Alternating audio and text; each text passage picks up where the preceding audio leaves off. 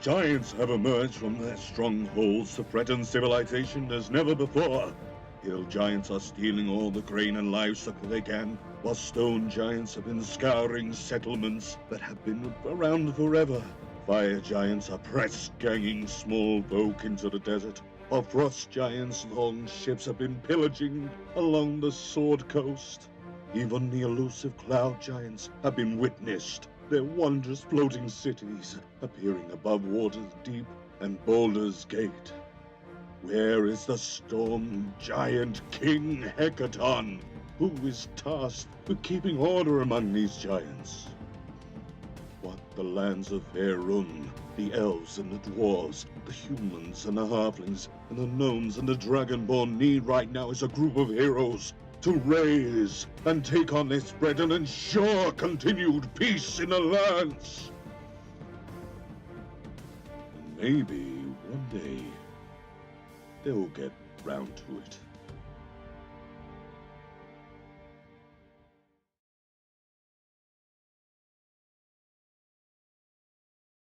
Talk on the streets and taverns of Baldur's Gate has turned to a death curse, a mysterious ailment afflicting anyone who has passed through the doors of death and returned. A wasting disease that seems them sliding back towards the death they once denied, and the doors of death seem to have sealed tightly shut, meaning that nobody can return from beyond them.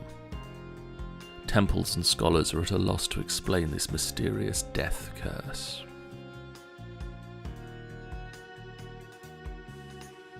A dark power grows in the jungles of Chult, a mysterious peninsula far to the south, ringed by mountains and choked by rainforests. The death curse and this dark power seem to be intertwined, and those suffering from the curse seek to bring an end to it. Heroes have been chosen for this task, but they have not returned, and time runs short for those seeking to avoid a second painful death. And so now it seems that it is time for new heroes to rise. Will they succeed where others have failed? Or will they be doomed to wander lost in the jungles of... Hello, and welcome to this Final Boss Fight livestream. My name is John, and I am joined by Sean. Hello. Sharon. Hi. Amy. Hi. And up until a few moments ago, Sammy was here. Did Discord? Probably, or French Discord. internet is crap. Discord does usually Discord around this kind of Discord hour. It does. It might just be French internet. French internet. The French. The French. The French. French are on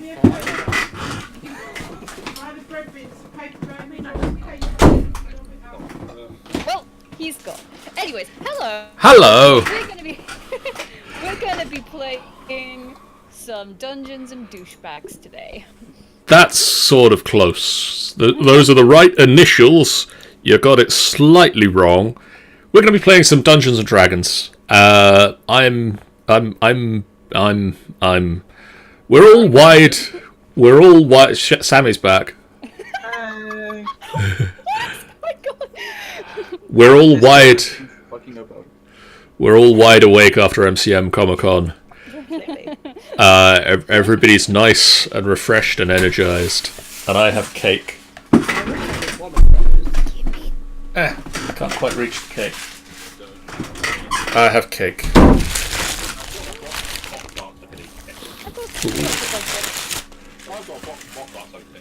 I might have cake during dramatic moments later on. Can we have a moment in this session where we just eat cake? Sure. Yay. We'll fit it in somewhere. I don't know where in my session plan that will go, but we'll get there. When last these group of people met up, you managed to break up a slaver ring that was being run by a group of Hillsfar Red Plume guards, and you managed to save a group of farmers from a upsetting and devastating life as slaves of the Duragar in somewhere deep under the ground in the Underdark.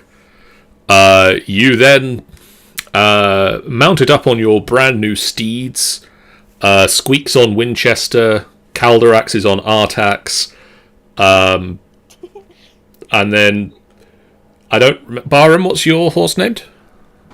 Gaia. Neferin? Bailey.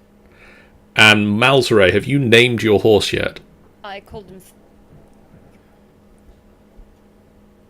Could you pitch that one again as Discord decided to eat those words? I called him Throm. Cool. And so you guys all mounted up on your horses and you headed back to Golden Tooth Keep. I will actually kill you. Who's getting actually killed? I'm sorry. I don't know. I'm worried. I was the one talking. It was way too tempting. You guys headed back to Golden Tooth Keep, and using the fact that you now have horses, you managed to get there in record time, and it is now... I wrote this down earlier, and I've forgotten the exact date, so I'm going to just scroll in my calendar.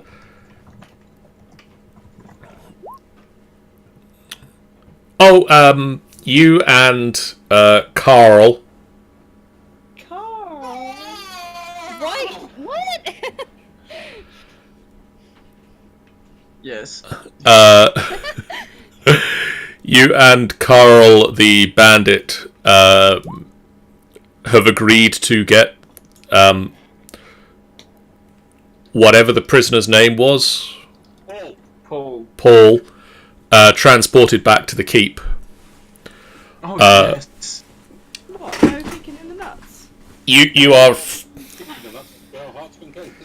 are free to kick him in the nuts as much as you wish. But you arrive back at Golden Tooth Keep on the 29th of Marpanoth, having been away for 10 days, or some might put that 20 days, Or 2 weeks. or 2 weeks in Forgotten Realms time. So you guys can heal up. You will have taken a long rest during this time. Haven't gained arrows. You can go out and buy arrows in this time. I'm just going to switch over now quickly to the... I've been on the full booth cam. We're going to switch to the character sheets camera so that you guys can see this. So... I think... Hadn't we bought some arrows previously? Yeah, I did have some. Yeah, Squeak. Squeak and for Neferin, yes. Squeak and Neferin bought some arrows at the end of the last session. From- Myself.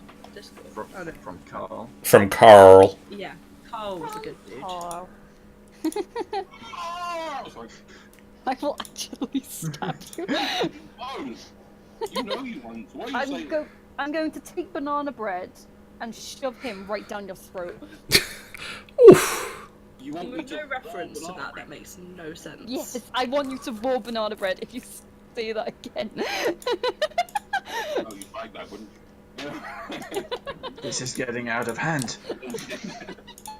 Now there are 2 of them. Okay. You guys are going to have about a week's worth of downtime at this point. So I'm going to start off by turning to Malzere. You shit. Me, I don't know. And saying to Malzere, you've mentioned that you wish to buy a magical item. Yes. Now, I'm looking at the Xanathar's Guide to Everything, which does feature in it rules for if you wish to try and buy a magical item and find people who are willing to sell one. Oh shit. Okay. So, finding a magical item to purchase requires at least one work week of effort and 100 gold pieces in expenses. That's fine. Spending more time and money increases your chances of finding a high-quality item. So, if you wish to spend additional 100 gold pieces, you get a +1 to your... you need to make a charisma persuasion check at the end of the week to try and find out... to try and find your magical item. Or to see what magical items you locate in the course of your week. For each 100 gold pieces you spend, you can gain a +1 bonus to that roll. I will spend... I will say Malzare's in a point where he's feeling a bit stingy, so he'll do 200. Okay, so that is... if you could do me a persuasion check, Persuasion? and you get a +1 to whatever you roll. Okay. Will be very useful here. So that's a 24. Could you roll me a d4? 1. Okay. Oh, that wasn't Great. Not so great. Less good. Oh, fuck. And now, could you roll me a d100? Yay. Ah, better. So that's 76. Oh boy. Good when the GM says, "Oh boy."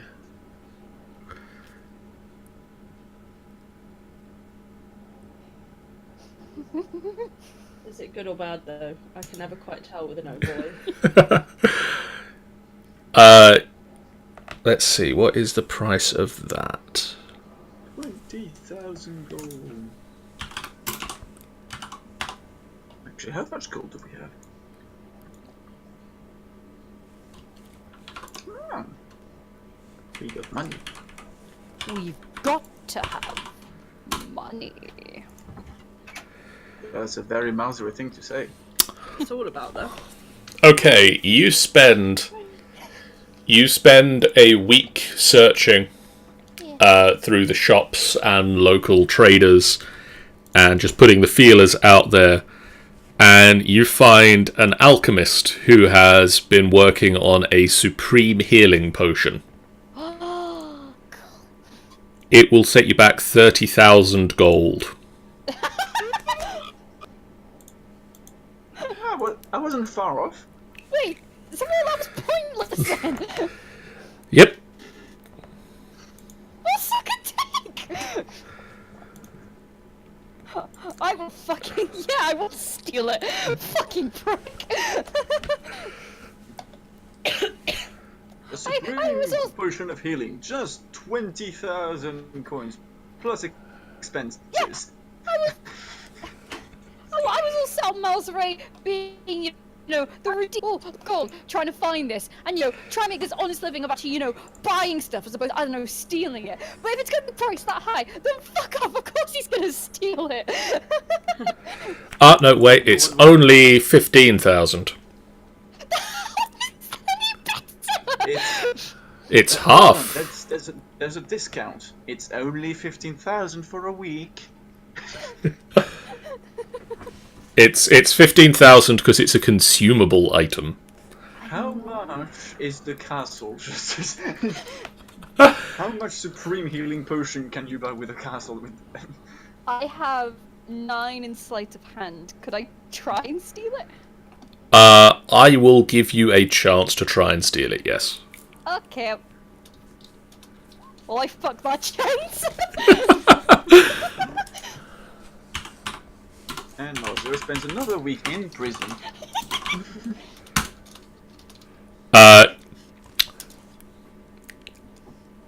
You manage to pocket it, and you just like poop, poop, poop, and you you knock it up into the air a few times and shove it into your pocket. Yeah. And the The perception of the guy I just rolled was a natural 1. So you manage to just sneak it into your pocket, very bumblingly. Yeah. But you get it away without him noticing it. He was distracted by a dog. Holy shit. So you have a potion of healing supreme. I'll put that down.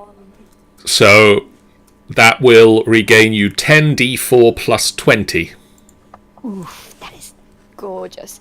When I get back, I'm gonna lie to everyone and say that I got it for an amazing bartering deal. Yeah. Yeah, from 15,000 to nothing at all. It's an amazing battery. If anybody would like to roll me insight, I will fail this. I know I. Oh no! Just straight insight. Yeah. yep. Elventree might be onto something. Caldrax won't say anything. He'll just. Barum would be like, oh, I need to see this cellar. I'm going to buy everything in this shop. I think Squeak, Neferin, and Caldrax just exchange knowing glances. I mean, Yeah. it makes sense with Barum that he would believe that 100%. And then, just during the week in his downtime, he'd probably... Because I think... I think by this point with Morks is that Morks would be back at home by now. Okay. So he's finding more out about the new house that his parents are in. So he's he's in a happy mood because he's like, yay! They're not starving to death on the street. That's always a bonus. Yay! So yeah, he's stolen that. He's found out about the new house. He's in a good mood, and he'd go and visit, but he feels that he needs to stay for a bit more before visiting. Well, I can't help but feel that after seeing what Barham has just written in the chat, I need to go and say to Barham, what's your plan for this week? Question first. You said that we brought back the guard to the keep, right? You've brought back the... Yes. Oh fuck. So what he will do is he will get a cheap steel weapon and arm the guard with it and use the guard as training for fighting. Okay. With any kind of weapon. So for the rest of the week he will basically morning star the hell out of this guy or hand axe him or... You just generally train with him. Well, I train myself, yes. Him, not really. He is more a dispensable punching bag at this point, yes. Fair. So I guess every day people just hear, please, no, ah! Pretty much. You the rest of you guys just hear Barham working this guy over with a multitude of weapons, anything that he can get his hands on. I'm trying to get new proficiencies, basically, with weapons. Such as spears or things like that. I don't have spears. I haven't got spears. So yeah, it'll take time to actually build up a proficiency. You gotta start somewhere. But you got to start somewhere. Is the guard still alive at the end is the question, though. Assuming you're careful and you allow him to rest before killing him, then yes, he won't be liking life right now. But you can keep him alive. I just see myself going back to Caldrax every time. Could you heal him, please? Round 2. Heal. Thank you. Wow. For the love of... Why are you torturing him? Oh my fucking god. So, John, Yes. nothing related, but you know that figurine of Philippe? Yes. Carbon showed it to his brother, and 30 seconds later, the figurine was destroyed. Wow. Carbon is a bit salty. Sad. Wow. I don't think that's really his fault, because this is the second time the figurine's broken, so it's more Jeff for not doing it properly. Admittedly, Torin didn't get through the travelling process unscathed. The top of his warhammer fell off. I'm going to glue that back on. Jesus. I'm invited to say that Theodas and Seraphine are safe on my desk, and everything's fine. So Calderax, Hello. how would you like to spend this week of downtime? I'm just having a quick look. For girls. I don't know whether he'd do religious service again or whether he'd carouse. One of Possibly us. carouse, because we've had a bit of a time of it. Yeah. Am I a bit loud? Let me turn. I have turned the computer off, so yeah, that looks like that's coming through a little bit loud there. Let me just turn that down. Could you guys? Why are we always so quiet? I don't know what you're talking about. Wrong game, Torrent. Is that better, Tanny? Can you just let me know if that's that's more of an appropriate volume for me to be at compared to the others? So, carousing, you say? Which- Thinking possibly carousing. Which level of carousing would you like to carouse? What I do. You can do lower or middle in the local area, or you could go slightly further afield to do some upper class carousing.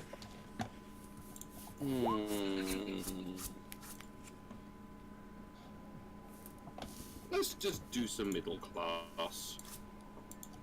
Some middle class carousing. That's what, like...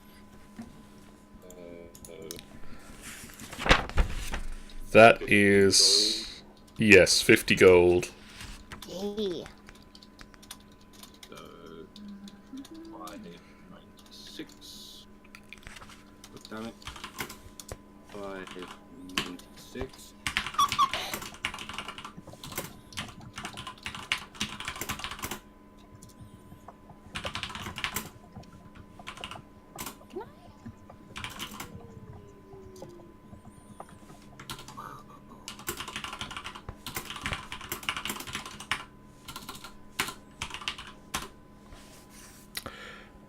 So can you make me a persuasion check?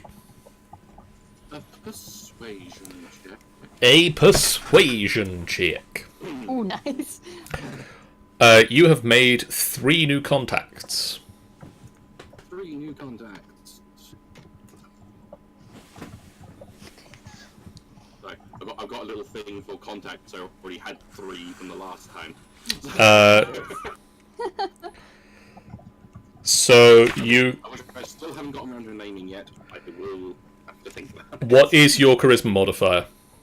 My charisma modifier is 5.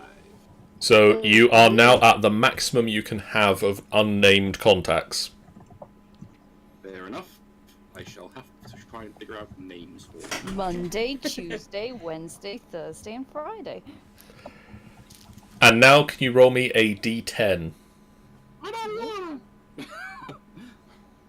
Do it. Nice. Now. 20. 8.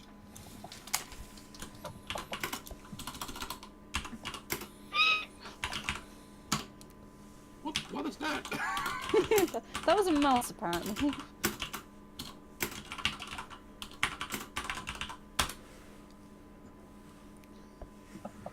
Okay, Woo! What? Why are you on stealth? Nothing you need to worry about, Calderax. I want to know. So, On one of the days in about the middle of the week, Malzare, you creep down, follow Caldorax into town. Yeah. You see which tavern he goes into, and you quietly creep in the door, and he hasn't noticed you coming in. Nice. Damn my passive perception. I mean, if your passive perception had been able to beat a 24... Actually, yes, it does. I've just checked it, it's 15. Damn it. I forgot to put that plus 10 onto it. Hold on. But yeah, Anyway, yes, you've snucked. he's Snoop. So what would you like to do as you stealthily observe Caldorax drinking it up and talking to the locals? I'm just seeing, like, how he does it, like, what he does, because he's a bit curious about it. But Okay. he wouldn't, intervene or anything. He'd just watch and be like, Making notes. yeah, for blackmail material later. So, at the start of the week, early on in the week, in one of the downtimes while Paul is slowly knitting his bones back together again, Barham approaches Neferin and asks about... Yeah. Hello. So, I got a buddy. He could command a lot of armies and people. So I thought that we're leaving the castle unattended a lot. Yeah, we are. And there's a lot of stuff I wouldn't want us to, And in case Paul actually gets out of his cell and everything. Yeah, it's sneaky bugger, that one. I can't break his legs every time, And I'd appreciate it if you didn't! Shut up! Sorry! Just throws a shoe at him. Yeah, throws a shoe at him. It was not even like when I shut the door, it managed to go round the corner. Ow! So, I was thinking, I could ask my buddy to have some guards for the castle. What do you think? That sounds like a good shout. I mean, I The think it problem would be is- useful. The problem is I don't know what to write. And actually, I don't actually know how to write well. Except in Dwarvish, but don't people don't read too much in Dwarvish. I mean, So- I'm happy to help you. He puts paper, pen in your hands. Go on.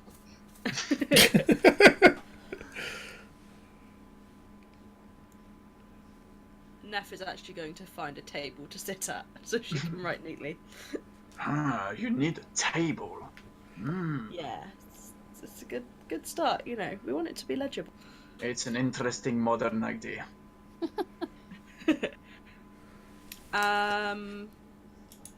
She will probably write something like, help wanted, keep guards required, please inquire. Good pay. Salary on demand. Tanny says Barham is so precious. Yeah. Yes, say that Yeah. to Paul. I'm sure he'll agree. Right, Paul? I'm precious, am I? No! Shut up! Ow! How do you keep doing that? I don't know. And Neferin, as you finish writing out the note, Squeak enters whichever room you happen to be writing the note in. Like, say the common room, like the place where you could, I don't know. And she looks at the note.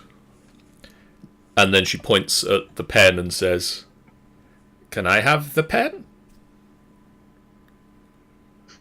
looking at Squeak with big eyes.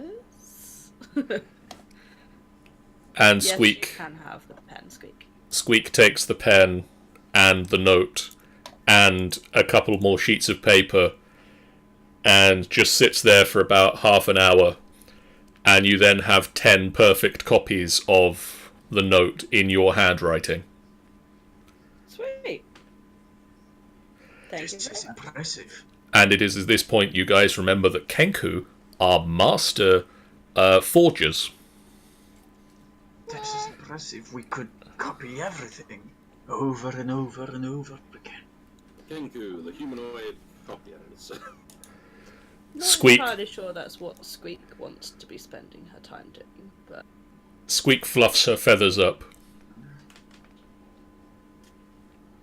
and looks very proud with herself. I'm a friend. And now you're going to be arrested. Uh-oh. None of the police. Oh shit! They found Paul.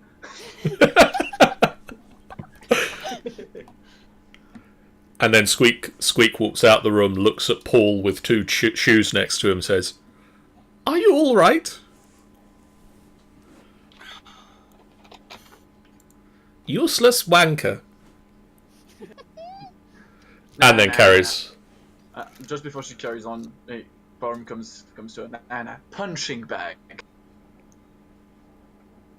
Well, Punching bag. And then he will take Paul by the hair and drag him back inside the cell for round 3 of the... Goodbye, punching bag. So, we did Warhammer, now let's try... let's try the mallet.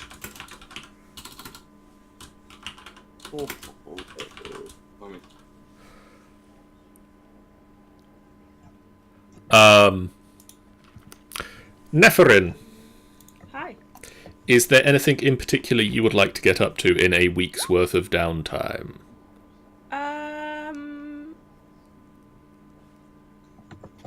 The one thing I was thinking that would be quite useful, and I don't know how it works as a mechanic in game, is making arrows. Okay, that is a thing, I believe. I'm actually on the page for it. Because she would have had some experience with it vaguely, kind of growing up, I imagine. But whether she can hone that skill or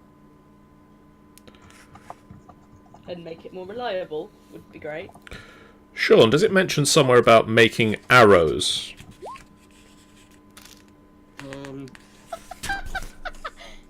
I don't know.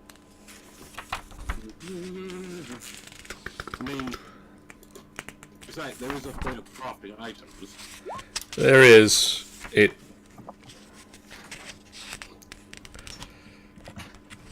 Crafting magic items. magic. Brewing potions. Resources and resolution.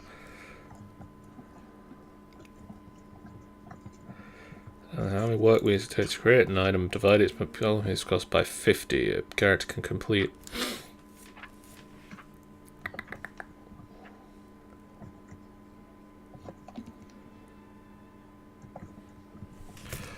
I'm just gonna Google it on this other.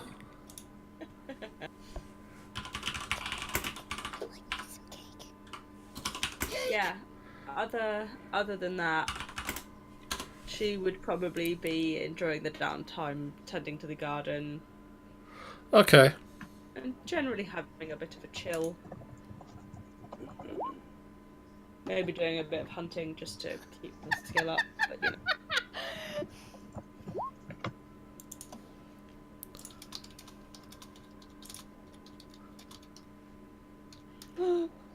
I'm surprised that nobody's raised an objection to this. I mean, it's Barm, it's his thing.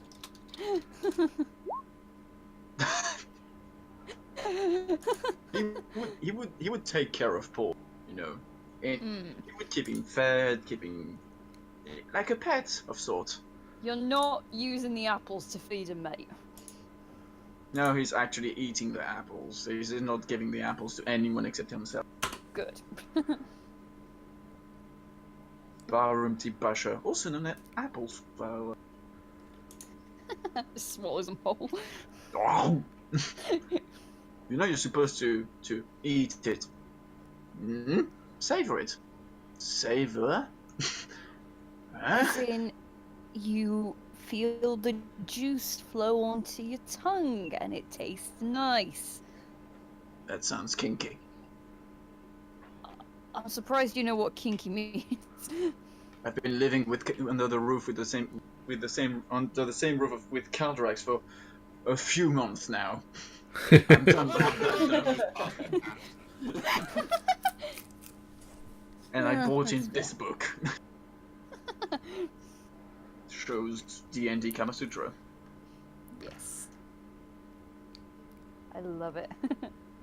You love the book. You read the book. I didn't read the book. Looks at you suspiciously. I'm not into that stuff. Looks at you not believing a word. He's being genuine. He acts a bit stroppy about it though. It's not like I'm into that stuff, Blacker. Stop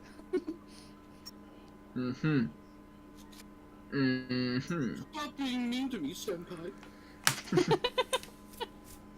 I will take this vial of acid I have, Cal. I will drink it and spit it in your eye. I'm not there. He shouts. I do think that you drinking acid would result in you dying before you can actually spit it out, but sure. Okay, I'll roll that. Neff, can you roll me a survival check? Roll you a survival check. That is Survival. I can do survival. That one. So you can craft, we'll say with that one, you managed to craft 20 arrows. Sweet. Using some of the common woods found in the area. They will function exactly the same as your standard arrows. Awesome. I must remember that I can do that. Really, that's her practicing. Reminding herself she can do it because she doesn't want to be that low on arrows again. It wasn't her favourite thing in the world. So it's confirmed that arrows are Nephrin's drug. I mean, nearly, yeah. You have like a collection of them soon. I mean, I've got 60 of them now. But other than that, she'll be sort of tending to the garden, maybe doing a bit of hunting, just sort of general around the place stuff. Okay. She's not got any bigger plans. Towards the start of the week, you notice that Drift has left for a little while. Mm-hmm.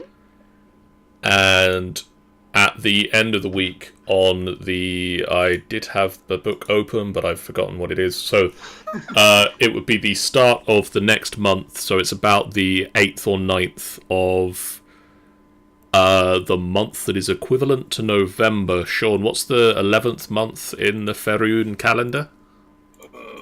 Fuck, I can't remember. I'm sorry, I'm very tired. I'm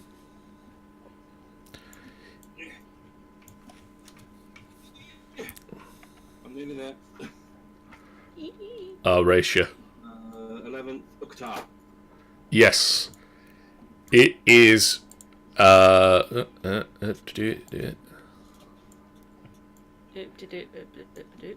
is the. It is the 8th of Uktar, so it is 4 days after Seraphine's birthday.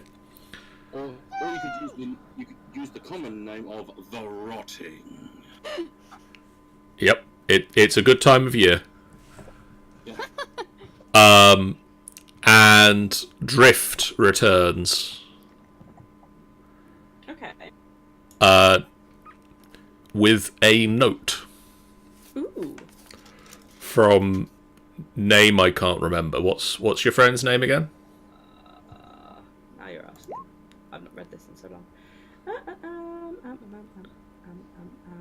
Where is my actual notes? Because I've written it better in there. Tom-de-tom. Mabina. Mabina.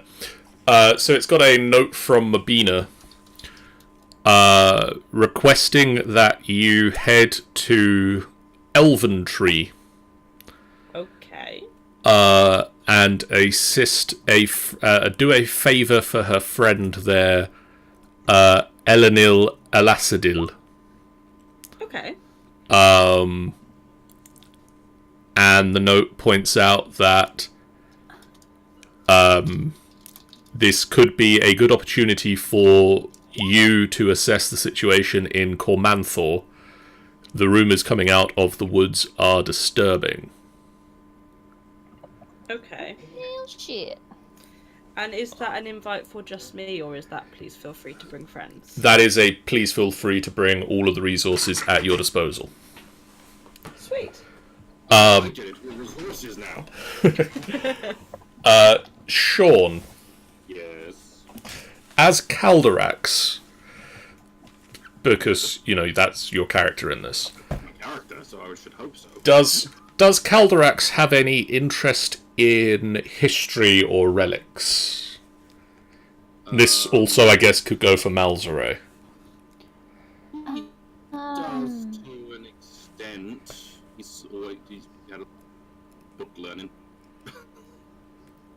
I think he'd have mal interest from, like, when he stole the ruby belt. He would have learned a bit of relic history from that. Okay. Could you both make me history checks, please? I can try. 7. No. Malzare, you have heard the name Eleanor Aceladil previously in passing. She is... what's the name of... She is the Herald of Elventree and is a bard of some renown.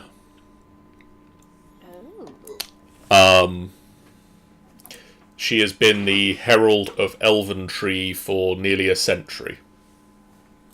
Oh, I like the sound of that. And Nephirin, you will have also have heard of Elventree itself. Yeah. You may have visited it and spent some time there, but at the very least you will know of the place. It is a small elven community on the outskirts, near to Hillsfar, but not. Okay. Fairly close to Hillsfar. The community is surrounded on three sides by low hills that are dotted with caves. Primarily, the dwellings are constructed in the branches of the trees with rope bridges and walkways connecting them together. While the ground amongst the trees is reserved for cooking fires and gathering spaces where residents can meet to pass news or share a song. Interesting. So, Drift generally doesn't come downstairs. He tends to sit upstairs, so Neff will bring the note down and sit in the dining. And Are you kidding me? We just got back. And we'll have got food out and put food out so that people come and talk about it rather than just nah, go. Okay, I'll eat the food. She knows this lot. Food wins people. She's learnt that much in her life. Squeak will come and eat the food. Calories will also come and eat the food in his silk robe. Baron would wash his hand from the blood of Ball and then eat the food. Malzare, just pretend. Every time Calderex wears that thing. He just pretends he doesn't exist. It's just a little bit too short. Yeah. Like there's that Brannigan kind of Yeah. short. The teetering on the edge, but still Yeah, still covered. covered. Just about. Actually, it would be to the point where Barum would actually think that it's a robe dwarf size, but somehow it's on Calvarax. It might have been. I might have gotten from there. Tanny suggests the note also includes send nudes. Yeah, so we will be discussing what people's thoughts are on going and how quickly. So what's to be done there? If people have any thoughts on that. I don't know. I mean, there's no telling of what it actually is, really. We just know there's something happening that needs your resources. I mean, I call you guys friends, but hey. Squeak shrugs shoulders. Technically. Don't. You'll see Neff grin at that. Squeak. And then she stops there.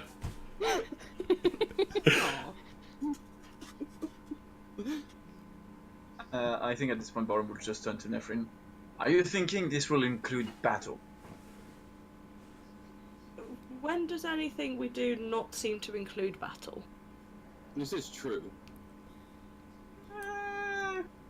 There's been a few times. I mean, this week there hasn't been a few battles.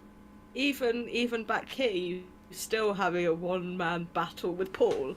Like, It's you know, not battle, it's training. I think it's a battle. yeah, I'm I not don't sure want he's to ask your opinion there. Okay. down the hallway. Keep speaking and we won't feed you. Oh. And after all, Barum, you did suggest we set up someone to help keep this Exactly. while we're away. Yeah, I was going to say that we, obviously, if we are going to maintain apparently a pet, then surely we need someone to look after him while we're gone.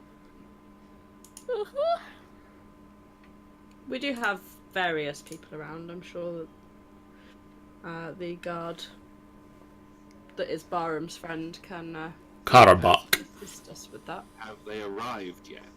He inquires to the people in the sky. Karabak has set up in the local area. There is a small settlement of a burgeoning village growing up around the keep in the couple of months since you moved in.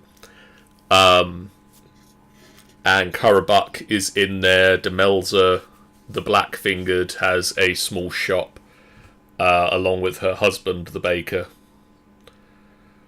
Just the baker. I can't remember name. The baker. If you really wanted someone to make sure that Paul doesn't get very far at all, Calderax can call on Erdhos. Wow. It is true that we do have a dragon helping us. Dragon that just Either way, we can get a babysitter. and there's bound to be money in it somewhere. And there's bound to be money in it somewhere. Glances at Malzare. Cheeky grin. It's, I suppose, whatever it is probably going to be for the greater good anyway. And it's something that needs to be handled. She wouldn't have sent a message if it wasn't something important. Well, that's fair. Well, if it's important, there's battle and there's money. What are we waiting for? Well, that sounds like you're in, Baron. Others? Why not? Let's do this. Yeah. Well, I'm gonna go get changed, and Wafts his dressing gown as he goes, so you just get a little bit of butt cheek. yeah, like tails wagging, which is like making it part a little bit. There's just deep blush. I want to. Classy. Why does he keep doing that? Doing what? I'm going to throw something in here, and whether you like it or not, we'll wait to see. He only seems to do that really when you're in the room. Just face falls on table. I don't know. Hold on, guys. Funny that. Just kind of walks out the room. What are you guys talking about? I hate everything about that man. Squeak will head out the room the same way as Neferin and... But what are you talking about? You always think of everything, Neferin. You smart. Filters out the room as Baron drops to his knees and screams, "What are you talking about?" Stop ignoring me! Squeak pokes her head back in the room and just says to Barham, "Page 22. Turns to Masri. Oh. And then leaves again. Oh no! Goes to Milsbury and pats him on the shoulder. It's Just better. It's better lie down, really. And goes away. I don't even know how to respond. Wouldn't know how to respond to it, actually. He just kind of goes into a Malzray.exe stopped working phase, and then just goes and gets changed and just goes silent for the next few hours. I think during the travel afterwards, Barum would just like ride his horse next to Masri and just like, page 22. And looking so much at Masri like, page 22. Have you figured out which book that is yet? Well, there's only one book where I said page 22, and that's the Kama Sutra I offered to Caldrax. But has he remembered that? That's towards you, Barum. He would remember that. Oh, wisdom save. Oh, I died. Wow, He just wisdom saves are not your thing tonight, Barham. he just goes page 20, fuck you. Okay, hold on.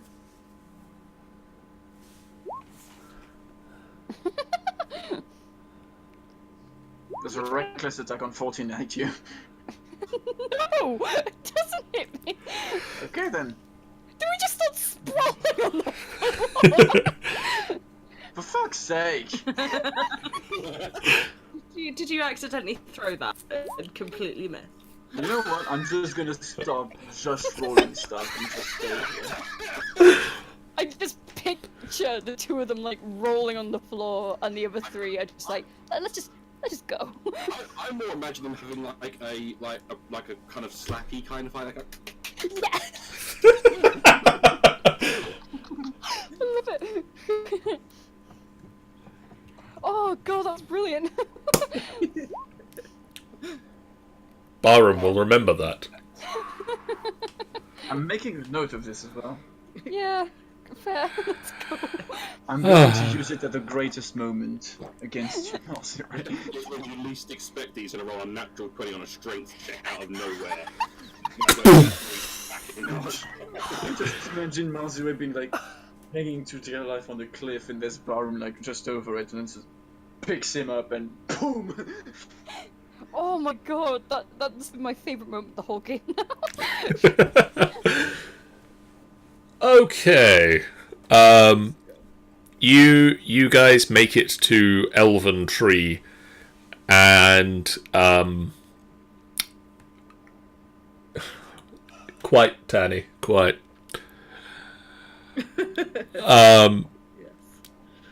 If Neferin has been here before, Shan, you will notice that the town, the settlement, is now much more bustling than it used to be. Okay. there are yeah, Ooh, there's fancy. there's Very cool. nondescript coffee shop.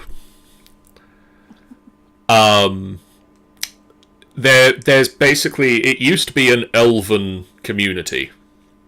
There is now a mix of non-human races here, that appear to be refugees from Hillsfar, who have just sort of Okay. moved out to the closest settlements that they can settle into.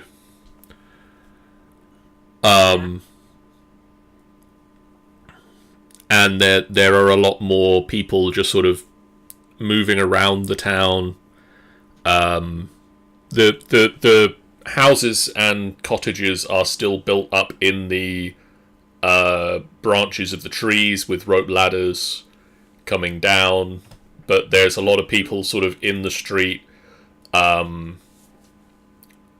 are a number of groups of people just sharing songs. There are a number of people sort of doing the standard town crier, hear ye, news report style things, mentioning things like the recent embarrassment of the Red Plumes, where they got a Red Plume delivery got waylaid by an unknown group of bandits. Whoever could that have been?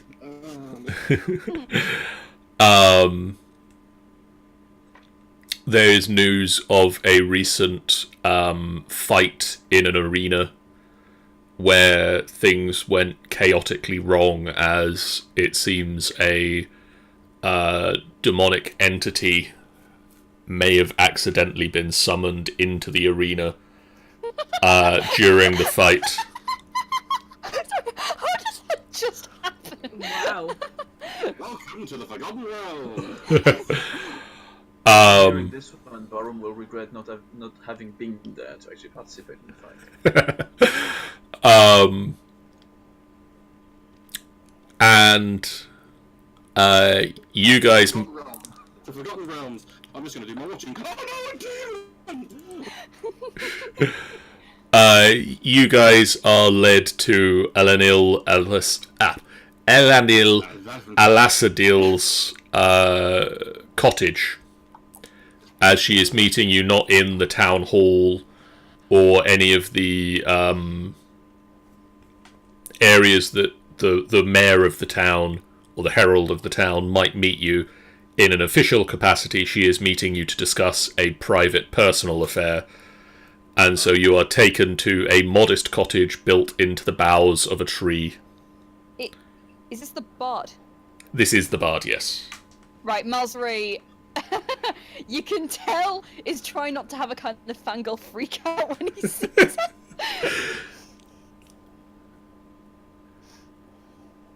And she will introduce herself. She'll introduce all of her to all of you. This is my leg. She will introduce herself to you and invite you inside and offer you... Neff will comment that it's changed a lot since she was last here. I don't know how long ago she was last there, but it has changed a lot. Yes, it's deeply unsettling to see the change in Hillsfar affect so many. Yes, we came past not so long ago, and it seems like there's some serious issues going on. Can you give us any more information? The only information I really have is that I have taken in a great number of residents of, or former residents of Hillsfar. They are safe within Elventree. I will ensure that personally.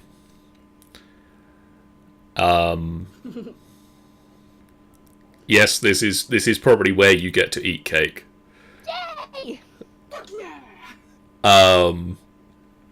She will bring out cake and tea for you all.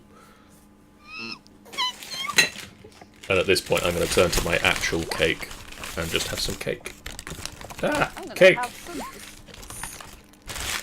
My cake structural integrity collapsed. Oh no. Yeah, Mal's just in a happy little mood. Rusty eats the cake. Mmm. Oh, are you now? My cake was very nutty. Yeah. Sorry, I just know how you said that. It is a peanutty cake. I just think gonna Barum sit at this point would see that Malzray is very happy at this moment eating cake, and would perhaps like slap the plate of the cake so that the cake lands on his face. Barum has remembered this. Roll me dex checks, both of you. Straight decks. Just straight dex. You should beat me on this one. Yeah, you should beat me. So Barum goes to slap the cake plate into your face, well, and you just move it subtly out of the way. I just gave him a look. Just a look, just like, don't touch the motherfucking cake. I gave back the look of, oh, you haven't seen the end of this. You haven't seen the end of this. We'll, Drink it. we'll just sort of glance back, then lean back and go, we're an interesting dynamic, and shake her head. Yes. This one's with Malzray and Barum are looking at each other with lightning eyes. Yes, I can see that. It should serve my purposes quite well. And she will reach inside the jacket she's wearing, and from a hidden pocket pulls out a small parcel of expensive-looking cloth. And she unwraps the cloth with great care and holds out a coin that she holds out using the wrap to hold it with some distaste away from herself. She offers it up for you to expect. Do we know that she's not touching? Can we tell that she's definitely choosing not to touch it?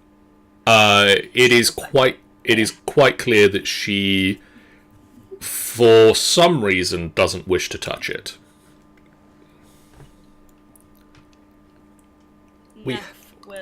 We have lost Malzray from the game. Have we lost Malzray from the Discord? Well, shit. I should probably be coming back soon. Oh no, there they are. Yeah, there they are. Yeah. Sorry about that, my connection blooped. So Neff will kind of lean in to look and sort of take the edge of the cloth to sort of turn it over without, like, very, very clear not to touch it. And kind of while she's doing that, I'll be like, is there a particular reason why you're not touching it and now I'm not?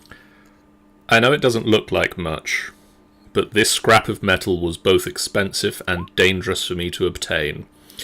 I appreciate you answering my call so quickly. What little shadow magic remains in this coin is fast fading, and it could prove to be the key to righting an old wrong that has distressed my family. They broke the line up very weirdly there.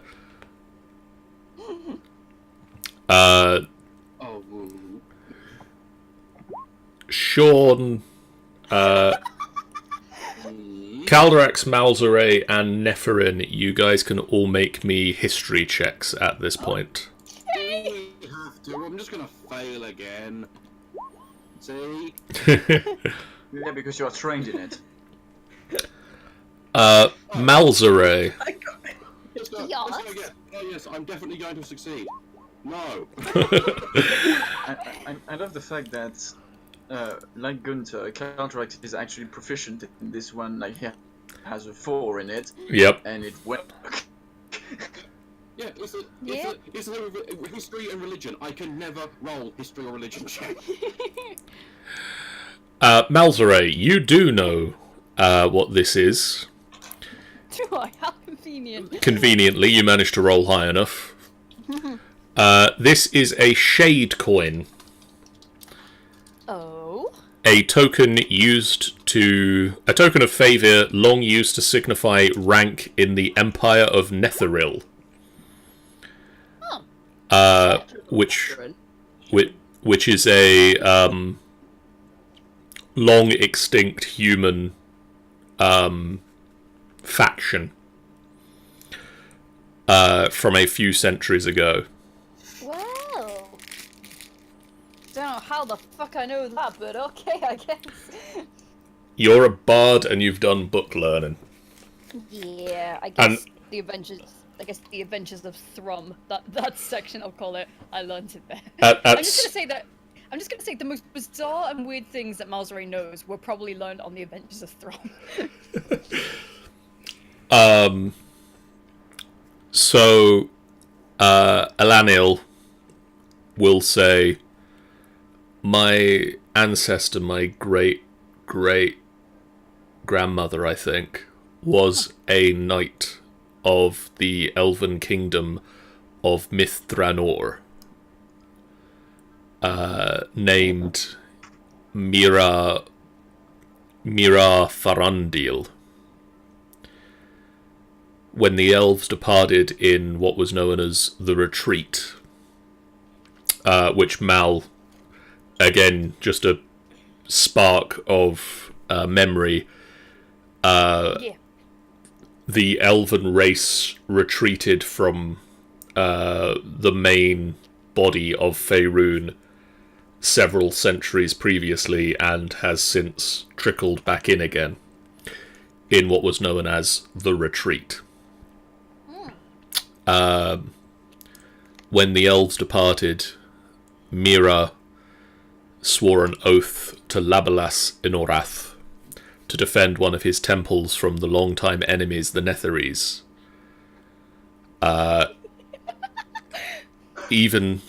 Eventide Abbey was constructed centuries ago by the Elventree singers. Massive shadow-topped trees were gently gradually coaxed into the desired position, and the abbey took form high in the tree branches. Yeah, can I just say that, like, every time that name comes up, Malzere just keeps glancing at Nefer and just like, what the fuck?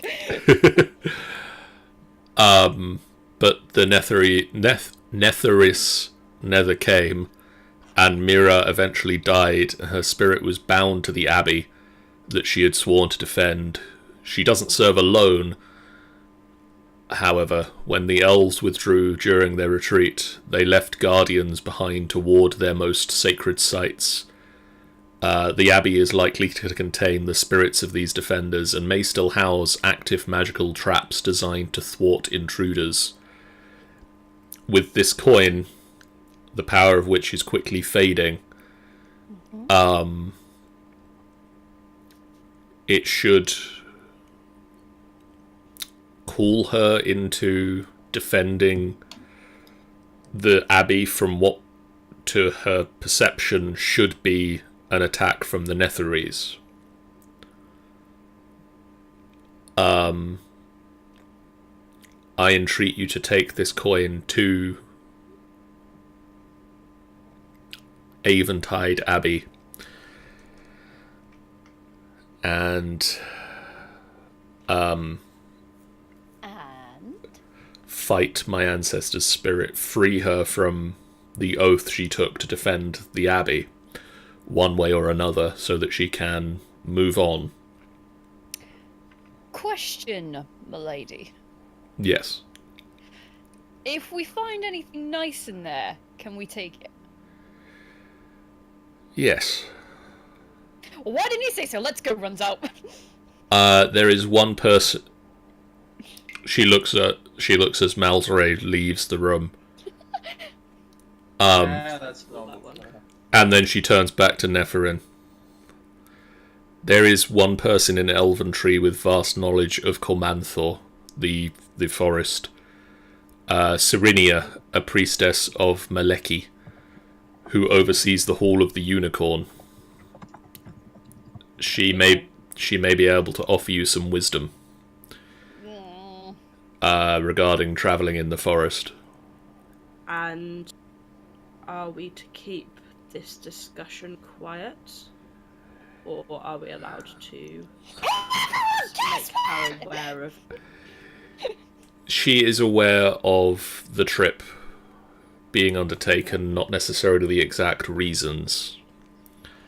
But she knows that you are... I have informed her that you will be travelling to Eventide. I'm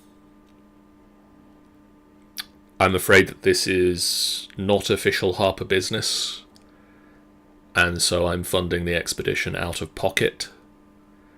I can offer you 1,000 gold pieces when you get back. Was Malzare stuck his head back round the door to hear that? Nice, and then disappears back round the door again. Neff will kind of look at the others, so I guess we're going on a journey then? Clandestine mission, sort out ghosty. Okay. A spoop. I like a spoop. Squeak shrugs. Yeah. Let's do this. Should be able to handle a spook. Barum, have you stopped burning yourself on tea? He doesn't burn himself. It's His lucky. beard is all burning. that was some hot tea. He chugged the tea to Pete. Malzray chugging the tea. It's just tea spilling out the sides of his mouth and mixing into the beard. I just like the image of Mal and Barum just like chugging their tea, and then fucking Kaldrak sipping it with like pinky fingers stuck out. He's a gentleman and noble. He's not going to be small things to cake down. It's more you got Malzray suddenly chugging the tea, then taking his seat like. For some reason, I just imagined Barum nearly eating the cup. There's just like tea mixing into the beard and like Actually, cake crumbs and just yeah, he would be like, yeah, let's do this, and like basically throw the cup of tea over his shoulder while he stands up, so the tea like crashes on the floor and then it goes. and Squeak reaches down and catches the cup as it flies over Barham's shoulder and just places it back on the table. But Barum is already off.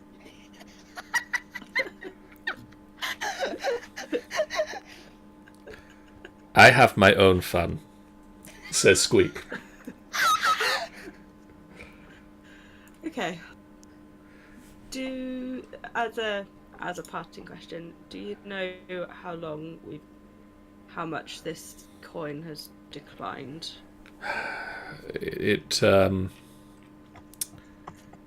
How long do we have, basically? Yeah. It's likely to fade in no more than a few days. The road to Eventide Abbey is long and time is short. I know not what dangers you will discover there, but if the last strains of shadow escape the Shade Coin before my ancestor's spirit is freed from her oath, all will have been for naught. Take the coin and give Mira a battle worthy of a bard's song, and I will feast you properly when next we meet. Oh, well, I'm good with bard songs! Okay. Then I guess we had better get underway. We will go and drop in on insert name here. Cerinia.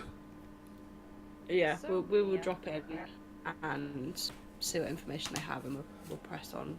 So near the centre of town, in a hollowed-out tree trunk of a towering tree is the Hall of the Unicorn, which is a serene place even by the generally placid standards of Elventree as a whole.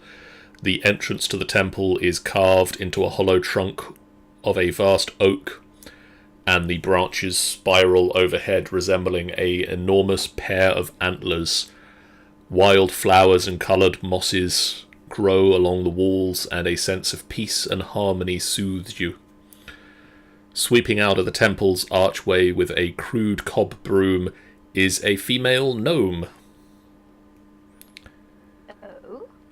She wears a simple green robes, and sprigs of fern wind through her hair. As she looks up at you from her task, her eyes widen. Oh, you! You're here already. Come. She calls you over, calls over her shoulder as she bustles inside the doorway. Through the doorway, you see an enormous wooden statue of a unicorn, captured in flawless detail. Let me see, where did I put the saucers now?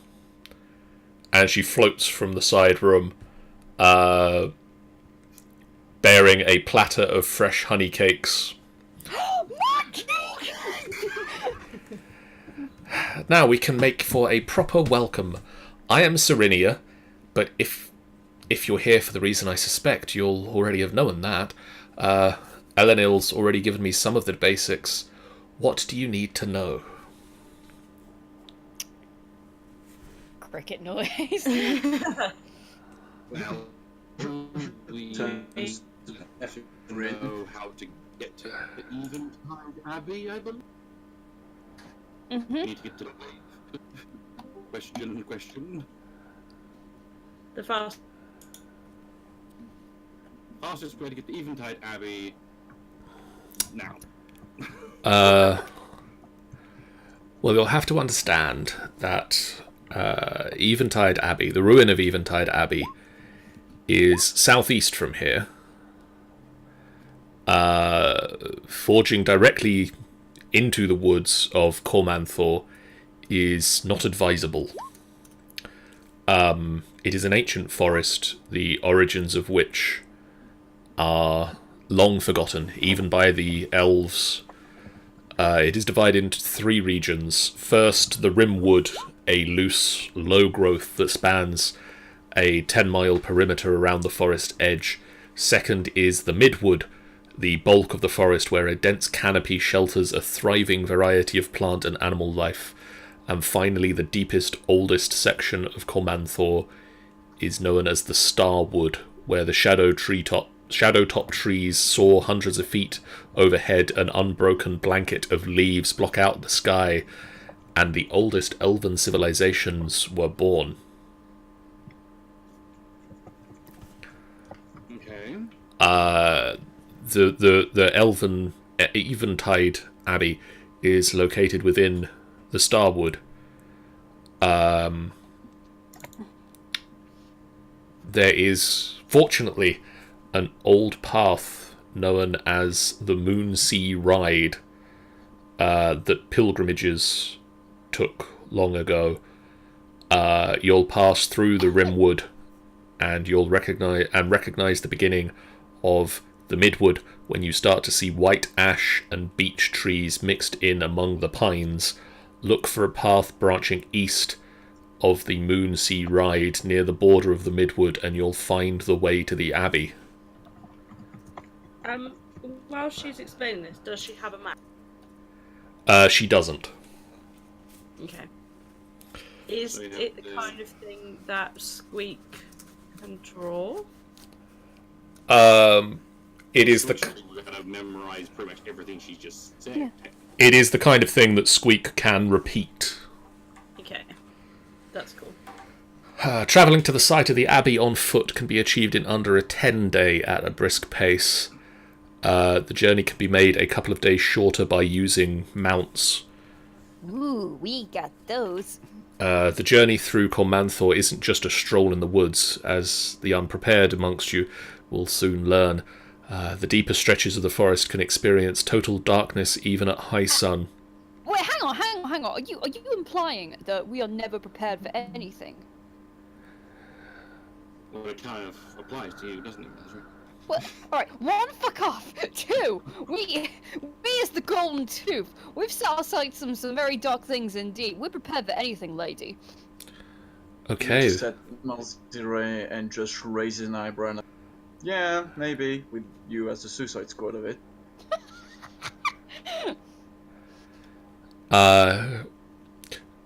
The deeper stretches We will of happily take any advice you can give us. of the forest can experience darkness even at high sun, and scaling the ancient trees can be perilous as any mountain climb. Some even find resting in the forest to be difficult, their senses overwhelmed and their dreams troubled. Evil forest, joy.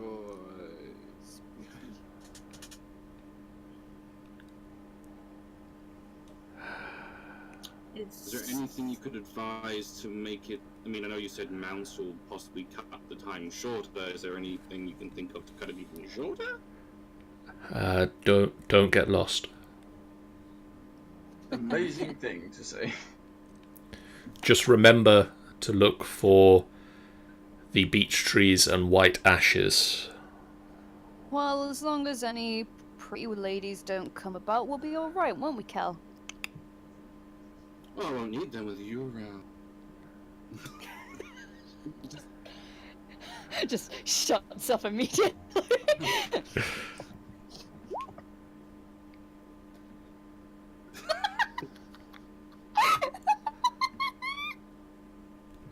can't do this anymore. Question. Are we sitting down? Yes. Yes. Can I kick the table or the chair leg out from underneath Barham? Yes. Ah, cake. Why? I do that. Why have you forsaken the cake? Is it strength to kick it? Yes, please. Wow. You I don't even kick one leg out, just destroy the whole chair. kick the chair and Barham across the room. Alright. As soon as the chair's down. Barham, can you make me a dex save? No. But Okay. even if I did a crit, I couldn't have made it. That was more to just not fall over. But you fall over. Yeah. He will grab Malzire by the hair and yank him outside. No. Then can you make me a Also Barham? raging now. Barham, you can make me an athletics check with advantage. Malzire, you can choose athletics or acrobatics. Okay. Just straight. Yep. I have more athletics. Fuck. So Barham grabs you by the hair and starts dragging you outside by it. Right, that does it. You come here. Neff at that will cough and apologise to this person. Do carry on and kind of glance at Cal like, do you want to go and sort that, or like? Gets up and follows behind.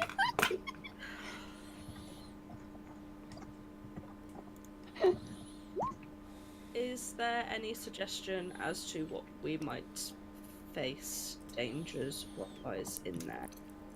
Beings that live in there?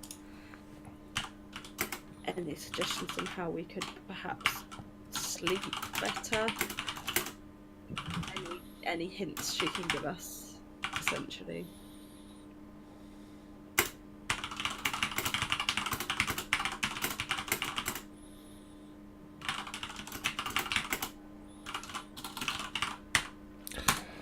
Slightly intrigued as to what the townsfolk think of what's now going on outside the temple, but We'll come back to that.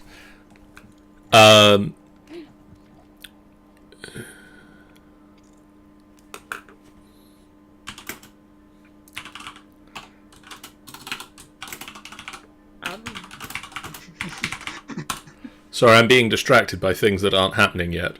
Not yet. Oh, I'm just shit. taking steps. Uh-oh. Don't like the sound of She will look at you, Neff. Something has changed of late in the forest, and not for the better. The animal denizens of the woods are fearful, keeping to the edges of the trees or fleeing altogether. Many of the dryads and other tree spirits are uneasy and sense something that is wrong. There's a treant in the woods, one of the guardians, calls himself Brightleaf, watches over some of the smaller residents of Cormanthor. He provides occasional wisdom regarding the state of the woods, and I've not heard from him in some time. I'm concerned by his silence. that is worrying. Your path to the Eventide Abbey will take you near his grove. If you get the chance, pay your respects on my behalf. Do anything you can to assist him. Okay. It might aid you. It, at the very least, might aid Cormanthor returning to normal. Yeah, I understand. Meanwhile, outside, Barham drags Malzere with one hand firmly in hair, the other hand firmly wrapped somewhere in the back of the cloak. He would be more using his other hand, basically. He has the one holding him by the hair, and the other hand would be for anyone getting the way, like, fuck you, get out! Get out! And he looks around and he sees over by the tavern a trough of water. Oh, fuck. And he just... So he goes full catch and throws Malzere into the into the water. Oh my god. So, Barham, can you make me another athletics check with advantage? Malzere, can you make me just another straight athletics check? What, athletics or just strength? Athletics. And so just at the last minute, you manage to force your way out of his grasp, just as you're sort of hovering over the top of the water trough. He's just trying to push me. I just go, oh, what is your problem?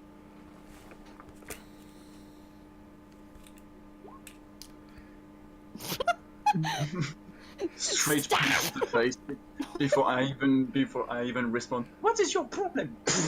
Yeah, that hits. So that's That's 4 points of damage. I just rub my face and I'm just like, what? What's wrong? You attacked me with magic. Disloyal magic. Oh, yeah. Oh, yeah, I forgot. Oh, come on. You guys won't stop wearing this page 22 bullshit. I don't even know what's on page 22. Page 22 is for sex, for fuck's sake. Yeah, no, I haven't done as much, but still, why do you keep bringing it up? Because I can say. And he basically yells so loud that the whole village can hear at this point. Sorry, of this chill conversation that's going on. Okay, sorry, carrying on. You're pretending to be all nice and fluffy with Caldrax. Huh? What do you mean with Calderax? What are you talking about? Oh, come on! I'm not smart, but I'm smart enough. But smart enough for what? What are you talking about? I'm sure you would like very much to do page 22 with Cal. Can we just immortalize that quote, please? Yes, you can immortalize that quote. Let me put that as a quote in the Discord. One moment. He just kind of goes like a kind of deep shade of purple and just like, what? No! Wait, no! Wait, I don't even like guys!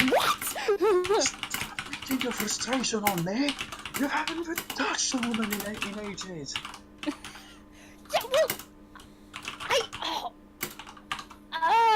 Well, if you don't like guys, go and kiss a woman then.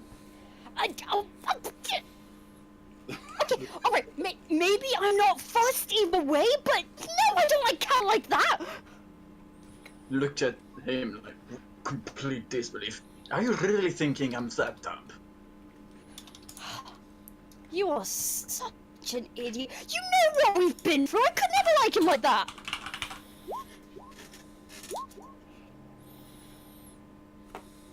Tries to punch you as you say you're such an idiot. Oh, that doesn't hit. I just dodge out and finish the sentence. And then I just go, and even if they're maybe like him a little bit, which I don't, my family hates him! Yeah, but you like him. You wouldn't go all blushy and all after every time I say this. Oh my god, look. I mean, I've forgiven him. I could be his friend, but... But... Saunters outside. I think Caldrush would have heard everything. And... And suddenly, in the middle of this argument, you guys both continue to yell at each other, but no sounds come out. Do we notice? Yes, you notice that the other one has stopped talking. Hold on, I need to do an intelligence check on this. Okay, I'm thinking it's Mousy here. It's Mousy who used magic on me again. Oh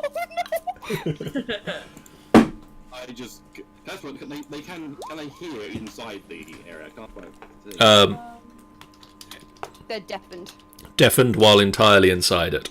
So no, they can't hear. Okay, I just like pick up some rocks off the ground, just like throw it at both of them. Trying to get the pinch and make sure they know it's me. Do I feel a rock on me? I'm just trying to hit you, just trying to like make you see that something has just been thrown in. Because at this point, what I think Baron would do is he would go full raging again and try to grab Mousy to throw him into the fucking water again. There's a brief moment where he does see Cal and just gives him a sort of, "Are you fucking kidding me?" look. Yeah, that would probably do it. So,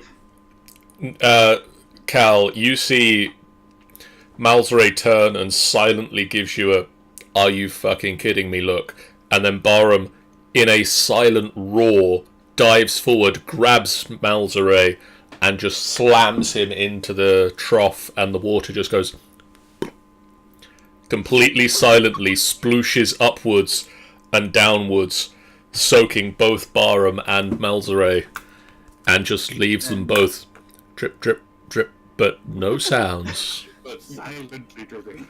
Silently dripping. You can see Barham like roaring and screaming at the sky, but no sound. You've rarely seen Barham that pissed off, honestly, as well. Say it. Sean, I will answer the question you've sent me on Discord as soon as Discord tells me what the picture shows. Yeah, that's fair. There's no rush as long as we remember to take it off. I just thought I'd put it there so I remember. And then Barham will turn to Kalzire, point at him, and then yell something at him. Kalzire, yes! Kaldirak, sorry. I'm tired. Post-Comic-Con. And then point at him and yell something at him that obviously he can't hear. Can he lip read? Can I lip read? You could insight it. Yeah. Oh, here we go. Insight's gonna fail. No. No, you can lip read. I can lip read. No. Barum I'm intrigued. silently.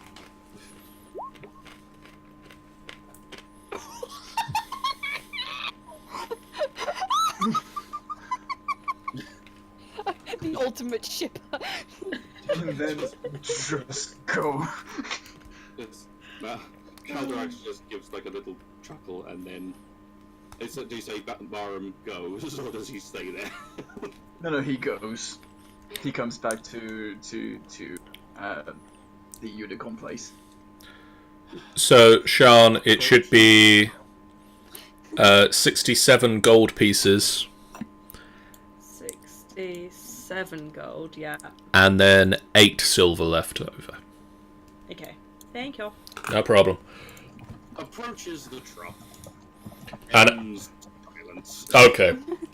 So as you approach the trough, there's just drip, drip, drip, drip, drip. And Drip. offers him a hand. Takes hand, looking very wet and grumpy. Helps him out of the trough. Nephirin, from the shop, you notice that the yelling stopped. Yeah. Abruptly, oddly. Yeah, very abruptly. What has to be to cast silence? That's voice that it uses. The vocal and somatic components. So would she have overheard that being? Cast? I'm just trying to figure out whether Probably- she knows that that's what happened. Probably not from that distance. Okay. Once she's finished her purchase, she will wander back outside and just kind of, having had a bit of a look around, would just be like, okay, right, I'll So ask Cal. when you get back outside, Malzere is just kind of being helped out of a horse trough by Calderax. Is dripping Yes. wet. Neff will walk over and hand Malzere. She's still got somewhere a big chunk. Oh, she's got a black robe, so she'll hand over that. I'm assuming this was Barum. Do you know the look that cats have whenever they've like had a bath and they're really wet and they just look really pissed off? Yeah. That's him. He's just so unamused right now. It's alright. You shouldn't have pissed off a dwarf. And pull like a handkerchief and kind of like wipes the water off your face. He fucking... And smooths your hair back and then turns to go. He fucking deserved it. Well, I can't think why, but Have you said something to him? no. Then why is he coming out with all of this? All of what? This whole page 22 bullshit. I don't know. I mean, I know the scene page 22 of the book you gave me. Well, I want to point out that Calderax really wasn't actually listening to anything that Barum was shouting or anything. He was kind of he was just too busy thinking, how am I going to stop them from killing each other? So he wasn't actually paying attention. If I get my hands on that fucking book, mate, I'm shredding page fucking 22 and page 21 whilst I'm at it, and marches off. Well, that must be a shame. 21's really fun. Well, 22's alright. I just imagine Calderax thinking in his head, gotta ask Squeak to copy the book real soon. I mean, 53 is the one you should really worry about. He just flicks his tail, not listening to you. And Calderax, he just flicks his tail and there's just a splash of water. Yes. Because he's worth it. No, it's a little tail flick that you would do. He's learnt it from you.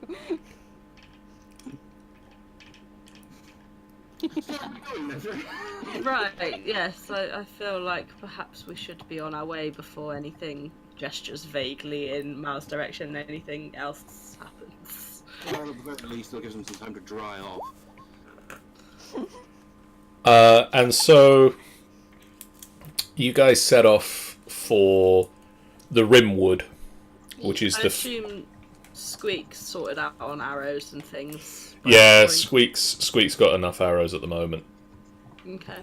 Might need to top up on the way back, but for now she's got 43. And Squeak has 2 health potions. I have 1 health potion. No, yeah, 2 health potions and a straw. I don't know when she got a straw, but she has a straw. Well, she's always had a straw. It's reusable. She's saving the planet and all that. Well, I mean, yeah, obviously. It's very difficult for a Kenku to drink. Yes, I think that was when it came from. Yep.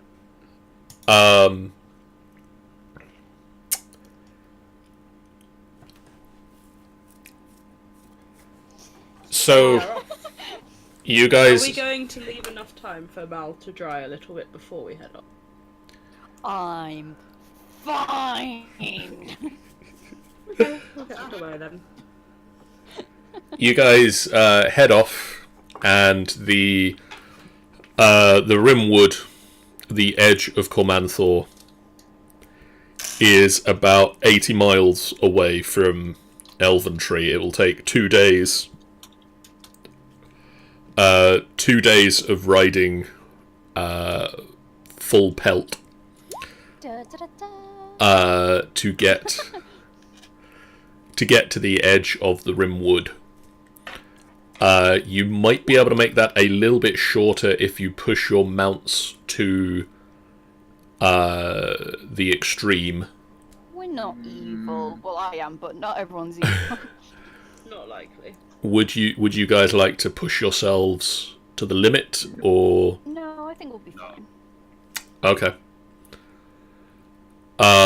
So it takes you 2 days. Not like Artax said, you know how it ends.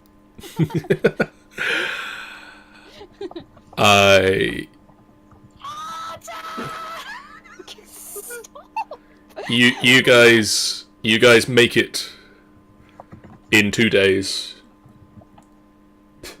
I'm not so evil, says Tanny, casually devours humans. More war, really. The stragglers you pass along the road outside of Hillsfar draw hoods and avert eyes from a distance. These are unfriendly times, and a stray glance is as likely to earn you a drawn blade as a greeting. The dusty miles roll by uneventfully until, in the distance, you make out a sea of shadowy trees that swallow the horizon. You have arrived at the forest Cormanthor.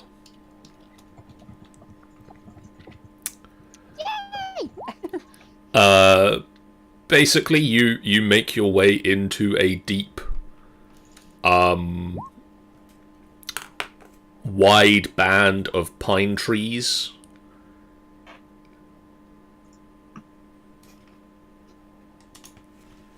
Okay.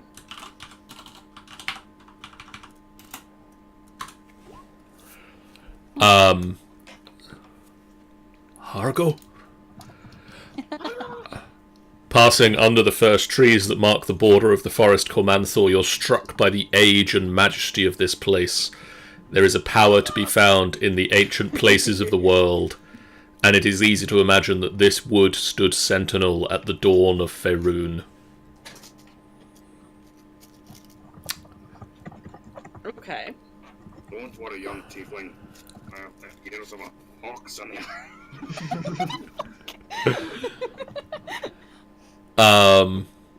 So we heal. Cool. Yeah, you guys have healed up. If you took any damage, Yeah. I I don't wonder who would have. I don't know why you would have taken damage in this completely perfectly ordinary social setting episode we've had. But basically, this is a pine tree forest. There are Blue Ridge and Needle Leaf pines that grow here. Most are around 20 feet tall or so. Wow. There is a thick carpet of springy pine needles that dampens sounds. And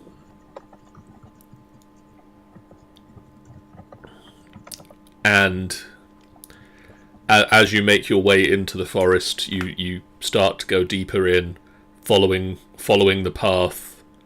There's a... And you just kind of every so often just slap as the winged insects just... Sorry, that one had engine problems.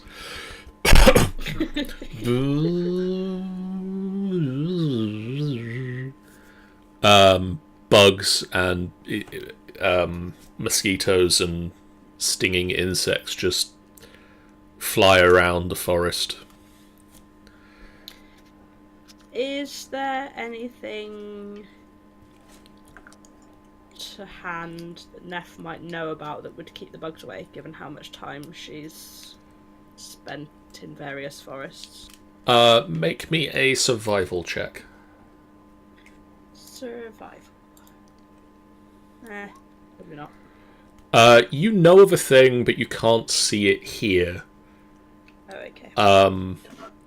But you just kind of pull your hood up and just expose as little skin as you can. Yeah, that's cool. Meanwhile, I kind of gesture to others to perhaps consider doing the same. Okay. you can see that Malzere and Calderax's tails are just and slapping insects. I'm Much. still tempted to do one thing that would be incredibly dumb. Oh no! Don't you dare! He ties his beard up over his face. Squeak will pull her cloak up Yeah, and that was round. incredibly dumb. I got a morning, so I'm just using it to scare mosquitoes.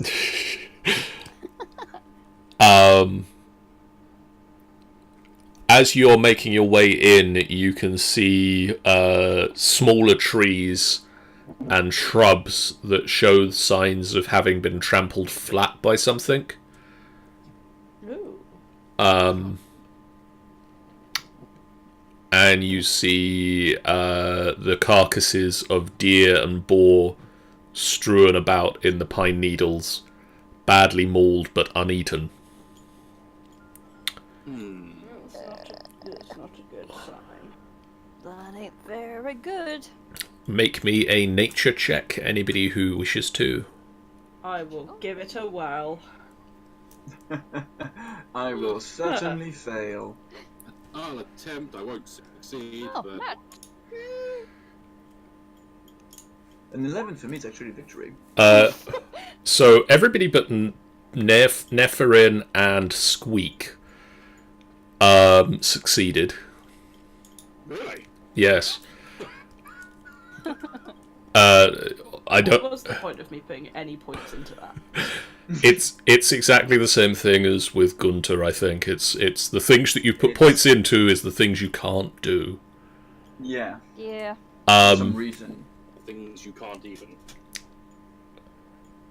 The meat has been left reminiscent to how a hunter might bait his traps.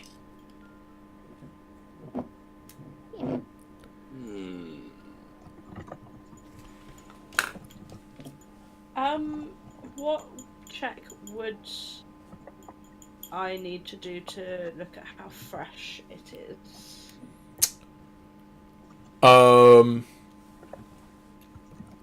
That would be a survival check. Okay. Hey! Ah, there you go.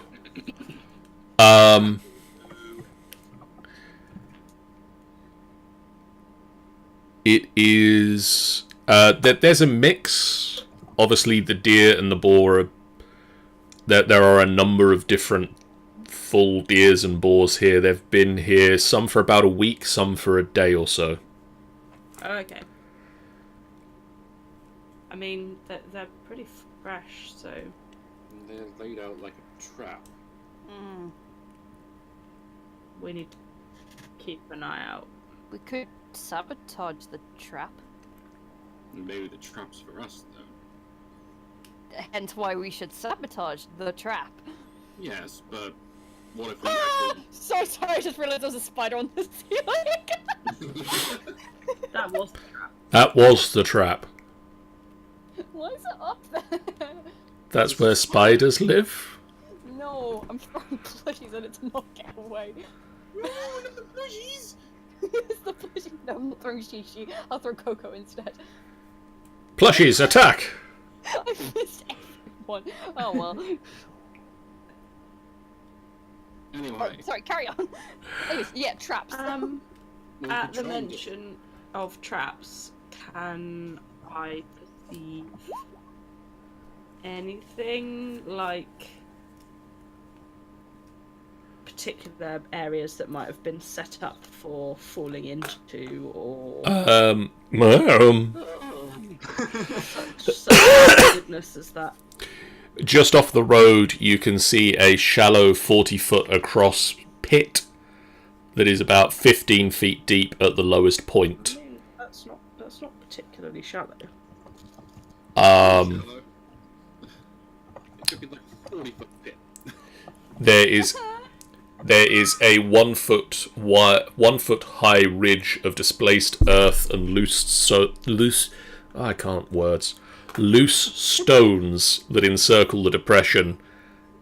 And there are several downed trees in the area surrounding the pit. Okay. In an area surrounding the problem.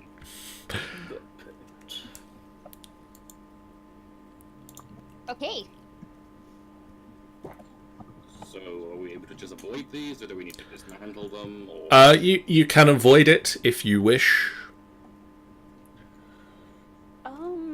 Or you can investigate to see if... Investigate. See, the thing is, Cal, is that other people could come in here, so... True, we should really get rid of them otherwise. So, investigation. Not gonna lie, I thought you were gonna say, you see, Cal, Byron might fall in this. Oh, shit. Still did better than you. Okay, that one I'll accept, because Cal's been rolling shit all session. Oh, I miss being at Comic-Con where that would have got cheers. Yeah. Is That was- anyone watching? There's people there. 6 people. But he, 6 people. It's not quite a sold-out audience, but we love you guys. You guys get to go towards the pit, and the ground within is covered in a fine white powder. The crack pit. It's the good kush. they do cocaine. Can I kind of put a little bit of the white powder on my fingers to see it closer? Yes, you can make me a medicine check as well if you would like. Sure. It's pure lime powder. You pick the powder up and you look at it closely and you sniff it and you rub it between your fingers. It is bone. Oh! What is bone? This is like... Mate, this is ground bone. Oh, that's always a good Ew. sign. Is there anything that any of us might know about why bone in particular?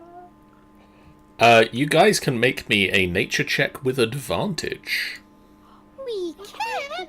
Oh, great. I'll just do an 11 then. Nature. 13 or 13? Oh yeah, Squeak. That was sweet. Nature. Squeak's been looking at the bugs all this time and suddenly gone, oh yeah. Oh yeah. Once again, the challenge rating for that was a 15. Everyone but Barham and Nephrin. Becoming pretty standard in this game. This is a bullet mating nest. A what? A bullet mating nest. Yep. Oh, for fuck's sake, can I not catch a break from these idiots? I'm gonna continue with a what? A bullet is... It's a kind of massive mole that eats things. It's a giant armored mole, basically. Mold snake thingy. Yeah, that. Oh, okay. Likes to eat people I Oh. just said that, Caldrax. and burrow a lot. I see. So Which means we should probably leave. Yeah, let's go, Buns. Like that noise, John. The ground shakes. I'm running. And then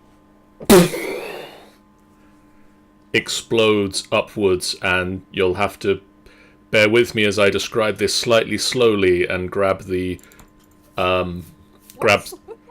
grab the tools I need to bring the bullets. You got here faster than I expected, and I didn't bring the bullet in just yet. Wait, what were you expecting us to do? I was expecting the social stuff to take longer. Oh, sorry. I thought it was if you taking want- too long. If you wanted, you there's a time could have, limit. I could have gone for round 2 of beating a Malzerang. That Should we time hop back? No, it's fine. I have the bullet now. Are you sure? Because, you know, I mean, we would have to, Nah, don't worry. The whatever it is will probably beat us all up to death. So, I mean, I'd rather it didn't. but it probably will. just need to reload stuff real fast. John disappeared. No! Whatever will we do? I can't believe Jonathan's fucking dead. We'll This is wreck now the place time in his for anarchy. absence. Where did my music go? Music, please. Where did your music go?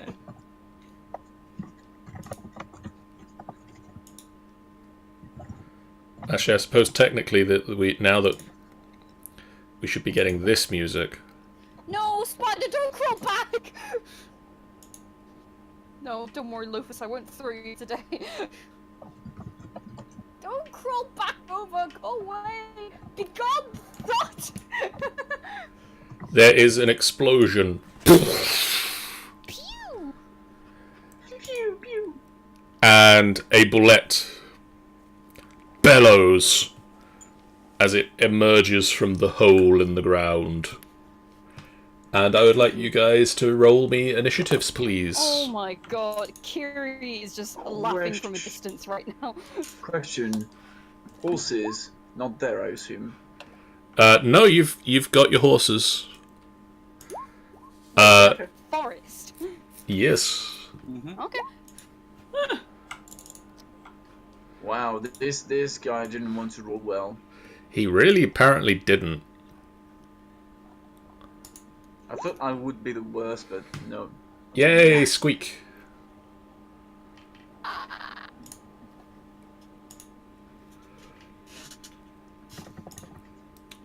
Is that me first or Squeak first? That is you first. Yes! So a giant bullet, which, as has been described, is kind of like a mole. Some people call it a land shark. Yeah, he's very lion sharky. Okay. Explodes out of the ground. Neferin, what do you do? Surprise! Sunrise, motherfucker. Neff will do a quick thunking. 10 feet. So I assume with things that take up 4 spaces, you can pick which area you're going to hit them with. Yes. I'm just thinking for bursting arrow. So she will aim for the top left, this one. Okay. So in not to hit Squeak and Horse. Sensible. Or no, she won't apparently. No, you fire and the arrow just whizzes into the distance. So another shot then of a normal one. Probably not either. That just hits off the armor of the bullet. Yay! I'll turn around and get home. Squeak will move away 5, 10, 15, 20, 25, 30 and will fire the short bow not with advantage. Horse with her? She's told the horse to just sort of head down the path a bit. She doesn't want to be on the horse in combat because it's not a fighting horse. She fires, and much the same as Nepherin's, the arrow just cracks off the armor to no effect. With the 12, not the 19. With the 12, not the 19. Yes, yeah, she wasn't actually at advantage for that one. Malzare. Oh shit! I don't want to do this. Do I take one for the team up? Why is it every single time I want to cast Thunder Wave, Borum is always in fucking range? You hate me. I don't hate you. All right, I might be able to. Actually, at this point, I think Maze would actually throw Thunder Wave with Barum in. Oh no, I could still get there and miss you. Yeah, I could get there. But you're gonna miss her. Because I don't want to hurt you, because you're my best friend. Well, it sure doesn't look like it when I actually play. Alright, level... I'm gonna cast it at level 3. 21. Okay. Rolled a 12. Yep. So that is 21 points of damage. Damage. Fromage. He is fromaged. And then I will give Bardic Inspiration to Calderex. Me! Yeah, you! Little me! Calderex. It's little old yours turn. I am going to attempt a guiding bolt. Attempt. 18! That will hit. And I'm going to say Mary fuck it because I want this thing dead. So that much radiant damage. So that's 21 again. Can you add inspiration to damage, or is it only there? Not for Calderex. Not for Malzare. That's only with College of Valor. Yeah. That's I couldn't remember which one it was. So. So then I'm going to. I'm gonna stay where I am. Okay. And so the next person to attack the bullet has advantage on the attack. Nice. Advantage on one attack.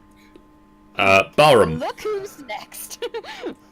So he will get down from his horse, from his mare actually. I always forget that it's not a male, it's a female. And then ask her to move, following Squeak's horse. Very good, obedient horse. good Gaia. And then here, yeah, ahead. So first it's advantage. Yep. Right. I'm raging as well. He's a big glowy bullet. Oh yeah, map. OBS. Oh my gosh, John! John! You'd think you'd remember. I changed the battle music.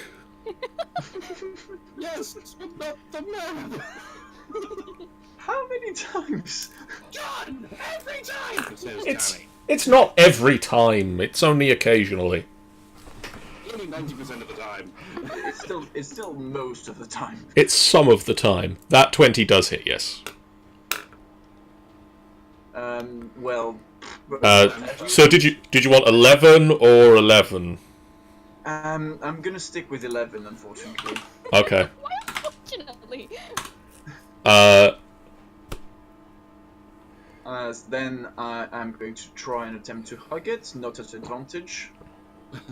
Just whee! That will hit.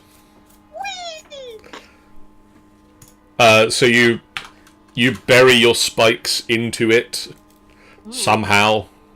I think I just like backhand slap it with my spikes. Yeah. And then another attack with Talon again.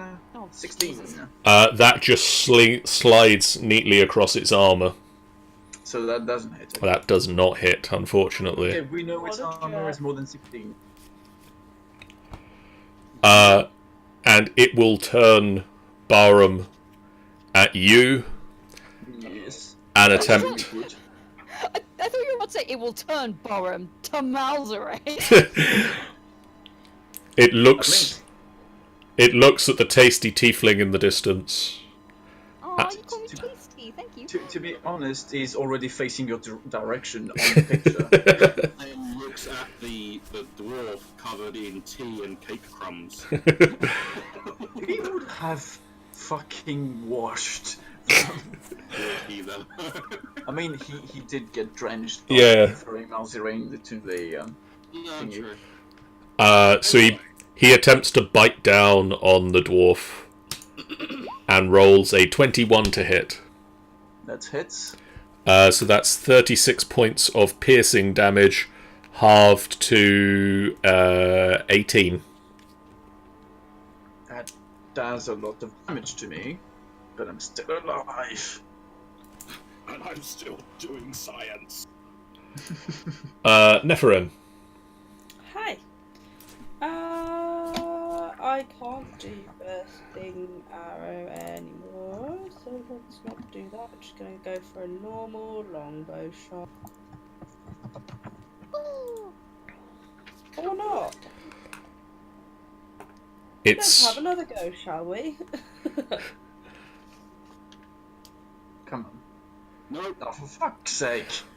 The arrows glance off of its armor.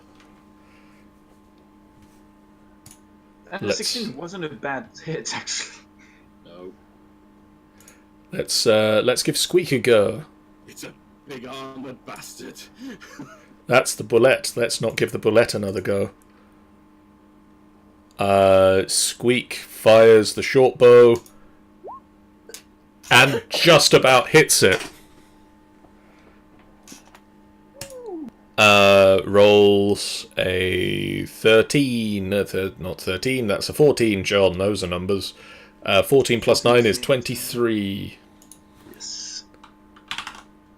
How many 1,000 HP this thing has? You think, guys? Malzere.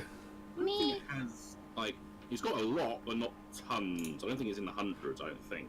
I mean, it's gonna seem like a lot if I keep missing. It's just the fact that he's got a lot of armor. Yeah. I don't know, my That's rolls a wisdom save. Wisdom Compared to the save. 16 doesn't, which leaves it to around about either 18 or 17. It rolled a 10. It failed then. It has to move. 22. It has to move its movement away from me. It would, except it collapses bleeding from the ears. Well, that's all that you did. Well then. Hey, I heard belay armor sells for very lots of money. Do you want to carry it? Well, all we have to do is shut the armor off. I know that because a man who I never call his name, but I'm pretty sure it was Kiri, told me once upon a time. I mean, if you want to try and skin that thing, you can. All right. Can I skin it, please? Roll me a survival. Roll me a survival with advantage if Barham is... Oops, shit. Helping. Are you... Okay. Survival. Nice! High five. You skin that shit. Yay! And then I'll just kind of tie it, like, to the horse. Go back limping to my mare. Oh, for fuck's sake. So that's belay armor. For selling. Perfect. I'll have to have a word with this mythical figure you've discussed to find out how much to sell belay armor for.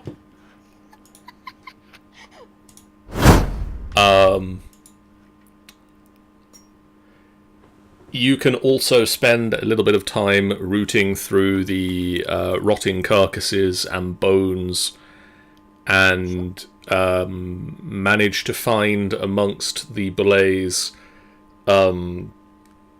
gore-covered nest 150 gold pieces worth of small gems and coins that you can split up as you see fit amongst the party. It's not... 150, you say? If we just convert that into money, it's just 30 gold each. Perfect. 30 gold. 629. 600 and... 424. 97. Right, let's be on our way! Onwards for great justice. You seem pretty cheerful for someone who was literally pissing his pants just a minute ago. I'm fine.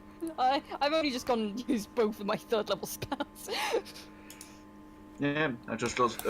I lost, I think, a quarter of my health in one hit. I used the 3rd level spell slot. We'll be fine. Let's be on our way. The woods I can begin... inside of a bus, whatever a bus is. Oh, you can gather up, was it 2 arrows? Yeah, 2 arrows, Neff.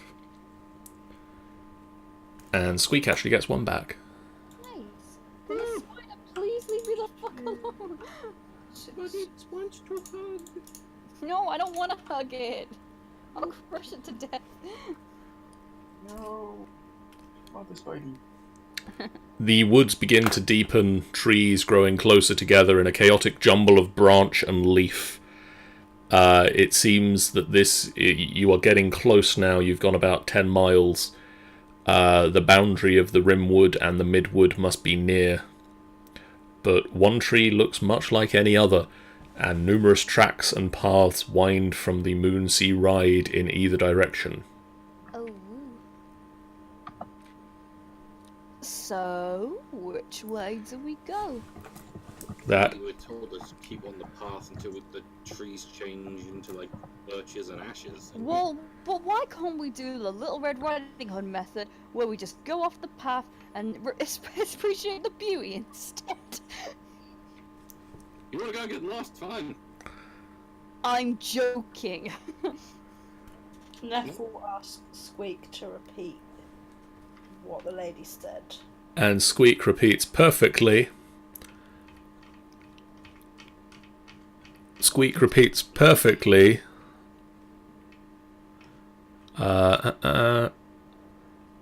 Squeak.exist.working.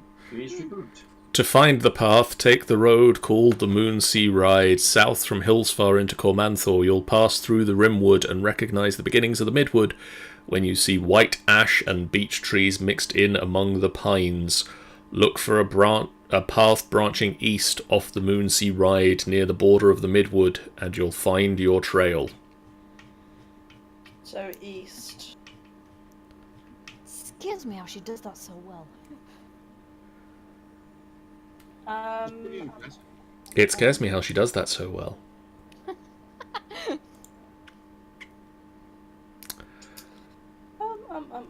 I'm going to ask you all to, with advantage, make me a survival check. I knew that was coming. As you look out for the correct trees. Advantage. No. What do you have an 8 in survival? As part of getting one of my, I took the survivalist feat, so I got survival as a proficiency. Oh, okay. So Barham starts to make his way off down a path that you all know heads west, and you just very quickly turn him back round onto the right path.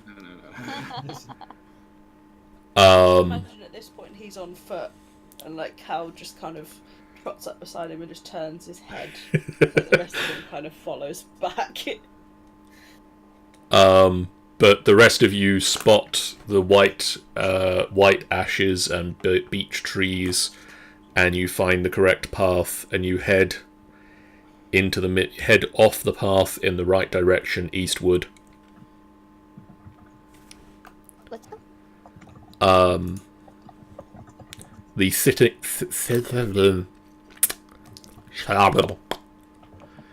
thickening. Words, John. It's fun, isn't it?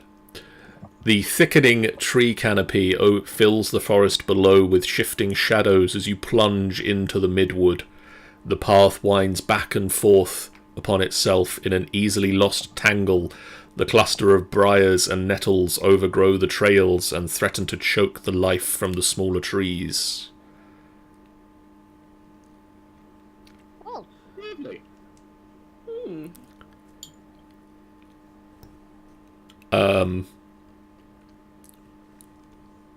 Would you guys like to make me a nature check? I would love to. Nature.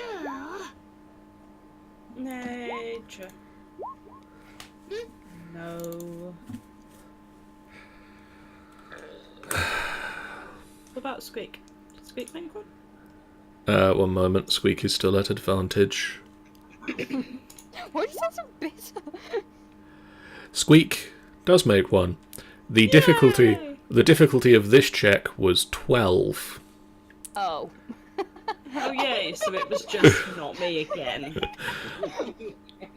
At this point, I'd have more chance of finding my way out of this place and just going home.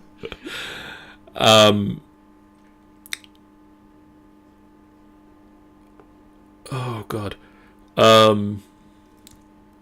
Yeah, great.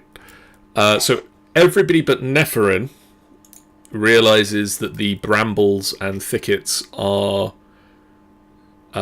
quite young and a recent addition to the forest, at the very least in the forest's terms. Nephrin's just like, all trees are trees. She's the only one who should know this. She's lived in the forest her entire life. Welcome to my life when I Meanwhile, couldn't fucking roll anything in caves. And Alderax has like spent most of his life in towns and stuff. Yes. Well, welcome to. What's wrong with this game? Jesus. Well, welcome to Yaghol standing on the airship, going, "This is a stone." Is this a stone? Is it glass? Is it? I don't know.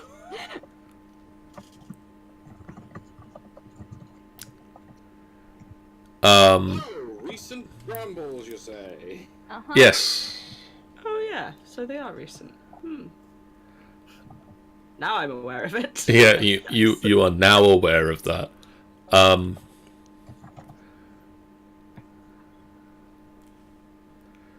Squeak nods as if she knows more, but doesn't have words with which to say it.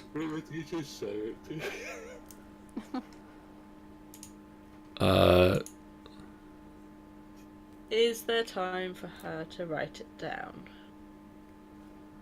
You should give her a little chalkboard or something. Because Neff has an art set with her, so we'll have paper and pencil of some kind, if that is a thing we have time for. Can I have the pen? Yeah, here you go. It just hands over like a roll, and there's all sorts of craft things in there. Squeak very quickly scribbles. Thicket's not magic. Okay. Okay. Neff will take out Something a couple sheets wrong. of paper and leave Squeak with a pen. And the Not rest- natural. Okay, Not natural, but not magical. interesting.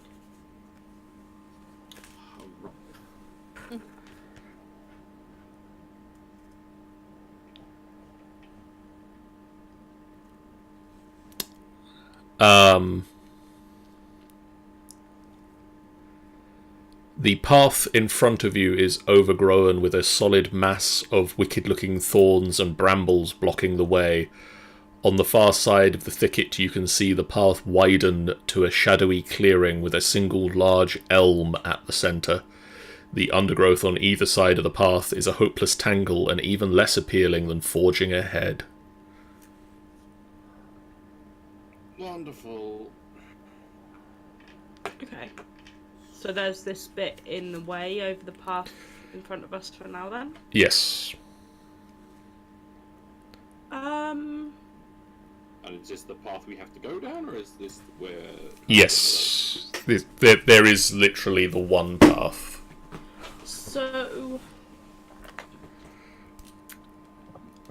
with brambles and stuff, sometimes it can help to put something over them, like a cloak or whatever, to then be able to climb over. Yep. Is that something, given height-wise, it looks like might be possible, or are they too tall? It looks like it would help.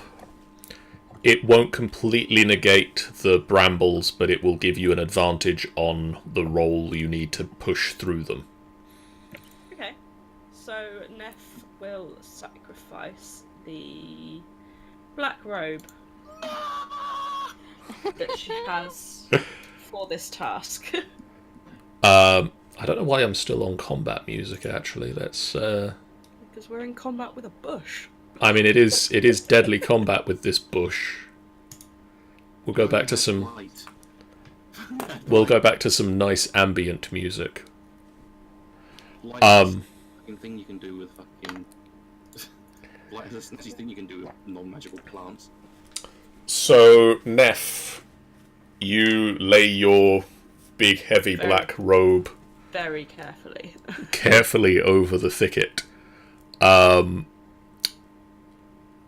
is going to push through it first? What are we rolling to push through it, by the way? It would be a dexterity saving throw, and with the robe, it will be made at advantage.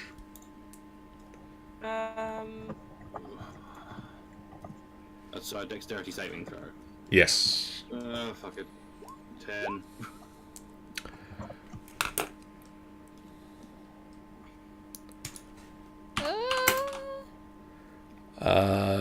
That's not promising. So, Caldrax, you push through the brambles, and some of them do sting you. You take 6 points of piercing damage as you make your way through this heavy thicket. Ouch. Well, that could have gone better. Do you need me to sew your coat later? Barham, you forge through the thicket undamaged. Is it advantage? Yes. Hey. Malzere, you forge your way through the thicket undamaged. Cool. I'm a small, I can fit through. Neferin, you backflip your way through the thicket I undamaged. just swung through like, ah! And then... Come on, Squeak. And Squeak also makes her way through the thicket undamaged. Sorry, Cal. It's not your fault I rolled 10 on both of them. I On both of them. wipe a tiny little blood away from his face. It's confused by this. Sorry, it was just distracting me. Looks at this and he just goes away.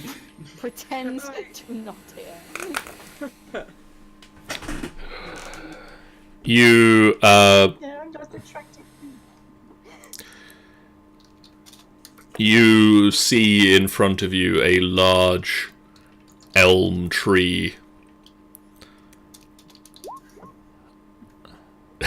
Neff will remember that. You see a large elm tree, and in the center of the trunk is a face. I have visitors, finally. Okay, Mal, please continue to scare all the birds out of the trees. Barum just says, well, if we were sneaky in this forest, we're not sneaky anymore. I think everyone in town probably knows we're here now. So The search party's been You sent out. didn't tell me trees came with faces! I am a tree ant. I apologise for them. Please continue.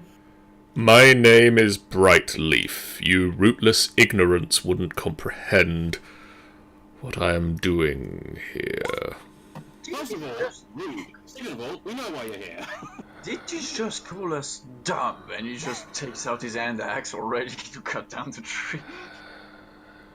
The true freedom of my forest demands deep roots and strong branches to withstand the storm of liars and heretics. I didn't catch any of that. Don't worry, he's just nuts. What are you doing here? Oh, we were just leaving, weren't we, guys? No. He just kind of turns to Neferin. Did you say to tell him the truth? Is he good? Is he friend? Is he foe? What is this? John, what did we hear? What did she say? I know she mentioned Brightleaf, but I can't remember what she said about him. She said that they have... Brightleaf is a guardian of the forest, watches over the smaller residents. He is a friend to the Emerald Enclave, The Emerald City. and provides occasional wisdom regarding the state of the woods, but he has been silent for some time. And wanted you to find out why and if you can assist him.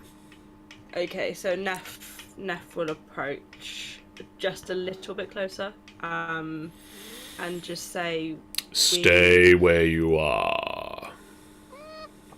we got word that you've been quiet for some time. People in the town are worried about you and wanted someone to come and check to see whether we could offer any assistance and to whether you were okay.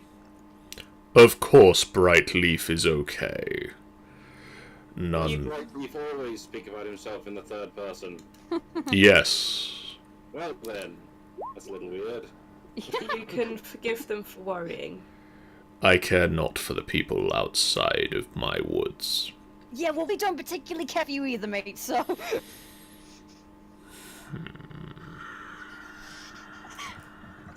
They care for you. If from a distance. Yeah, we're just here to deliver the message of that. And what proof do you have of that? Do we have any proof of that? I mean, Squeak? No? Maybe? Oh, that's a point. Squeak can actually, like, speak in her voice verbatim.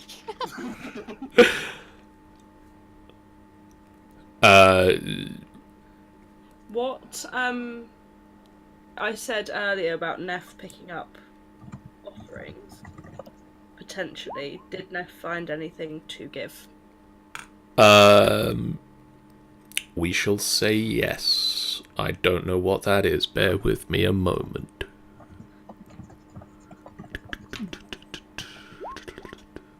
Because she was looking for something to bring as an offering. But funnily enough, got slightly sidetracked by a certain person having a bath. I'm guessing Nephrin has the offering then. And what a view it was. Stop. Wet t-shirt contest. Stop.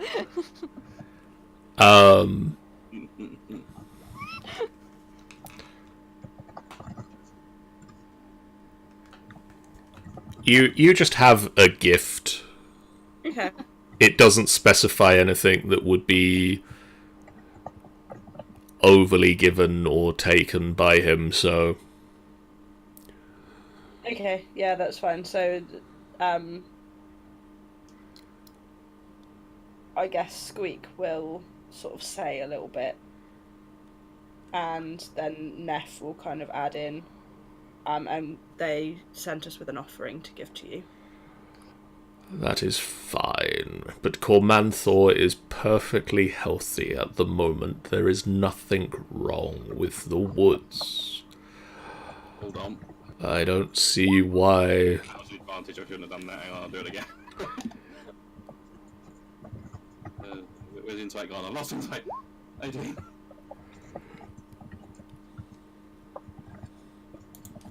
Trying to inside a tree. Yeah, fuck it, why not? Insight. I need to know.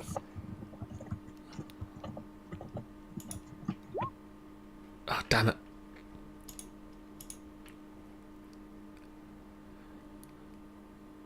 Where's insight gone? I didn't. Hey. Sammy, do you want to roll an insight for Barham? No. Okay. Barham spotted a butterfly. No, it's just that I've given up on actually rolling anything that is not strength related. Oh, okay, fair. Well, everybody who rolled an insight roll manages to beat the DC of this insight check. Awesome. Brightleaf is a little bit mad. Gathered. Off his rocker mad, I assume. Off his rocker, he appears to have accepted that he is clearly better than everybody, to the point of being a step down from a deity. And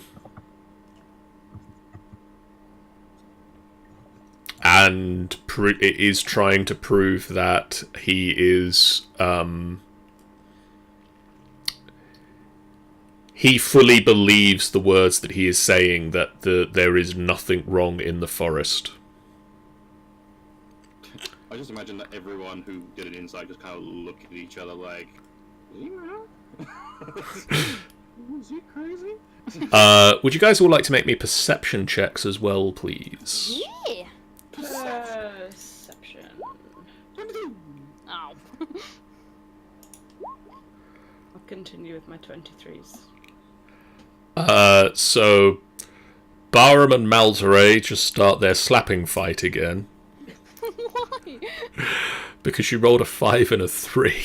No, but what reason would we have? I don't know. Barum would be completely uninterested in the talking, so You- he would just wait. You spotted a pretty butterfly go past. I'm just too busy hiding to bother looking. Neferin, Calderax, and Squeak, however, notice that there are some creatures in the branches of the tree, and you can hear them whispering into Brightleaf, and you can make out they're clearly spies. Oh shit. Look at that one. Can one of you silence them, please? Which one is that one? Yeah, how many of these things are there? And also, which one is that one? There are 6 of them, And the one that says that is looking straight at Neferin. Thought so. She clearly doesn't like the wilderness. You're saying the forest elf doesn't like the wilderness? Well, to be perfectly frank with our roles today.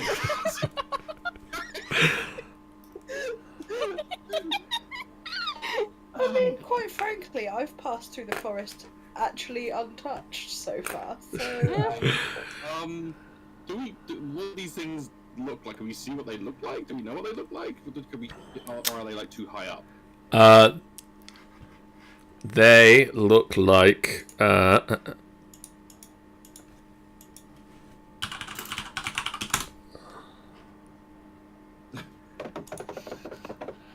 they look like a whole lot of typing. They look like vaguely humanoid creatures made from knotted, gnarled vines. Oh. I don't like the sound of that one bit. They appear to have mostly arms and legs and a long, skinny body made of wrapped vines. I think I know what these are. Now, Caldrax doesn't, obviously, but... Would any of us stand a chance of knowing what they were?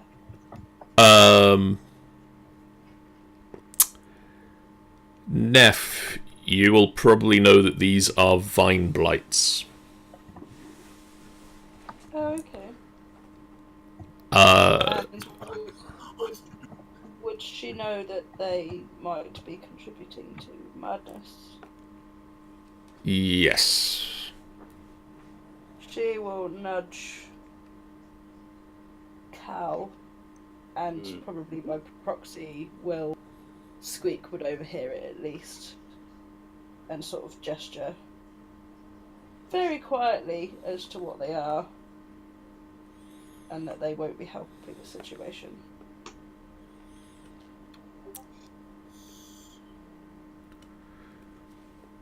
Sean, what third level spells does Calderax have prepared at the moment? Oh, fuck. He has Vampiric Touch and Revivify as standard. He has Speak with Dead, Spirit Guardians, and Animate Dead. Okay. Never mind. He's saying, I don't think I have anything else. No, I don't think so, no.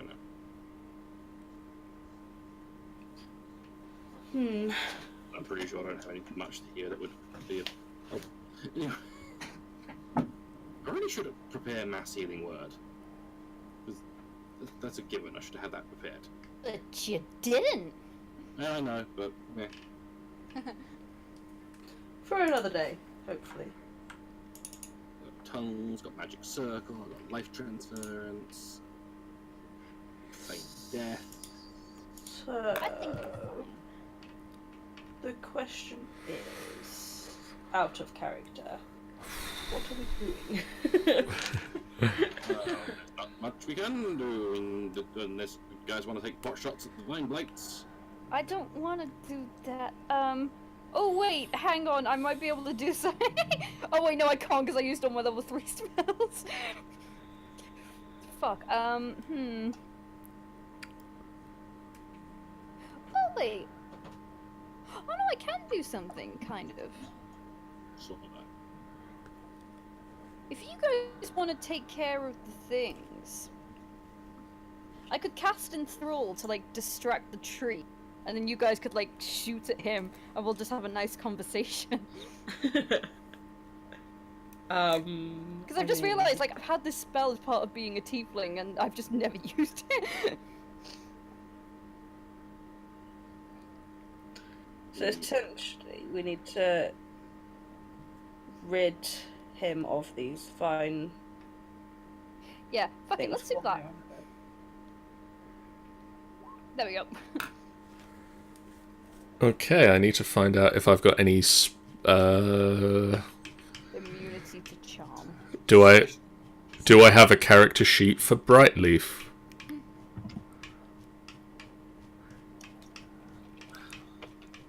If I So do, it's... if he fails all of his oh no, it's all creatures, so technically the little things as well. If they all fail, then they'll be focused on me and have disadvantage on perception against anyone else. Well, it didn't give me a character sheet for Brightleaf. Does it give me a character sheet for Treant? I just go to him and it's like, mate, you can tell I'm terrified. I'm trying to like really subtly cast the spell. Ah, there it is. I'm like, mate, let's all have a nice sit-down conversation. I've now got an image of a tree trying to sit down. What is your spell save DC? It's 13. He rolled a 5. Whew, nice. So his entire focus shifts down to you. What about his little friends? I think, well, I didn't notice them as the thing. Oh, okay. You cause creatures you can see that can hear hear you. So they can hear you. And they will be listening. Okay. So... I'm just gonna like... 1, before 2, just give 3, Callum- 4, I'll just 5. give Callum a nudge and I'll just be like, I'll do this. So 2 of them rolled natural 1s. Okay. Good for them. What was your spell save DC again? 13. Every other one of them passed it. So, Okay. so 4 of them passed. 2 of them failed and are just focused now entirely on you. I just go, let's settle our roots a bit and have a conversation. Okay, little one. So, do you get bored in this place at all? No, my roots stretch far and what wide. What do you do then, like normally? I talk to the trees, Oh, okay. And are to they the nice? dryads. Are they good for conversation? Yes. And I'm kind of like turning back to like Cal and everyone just nudging Cal, just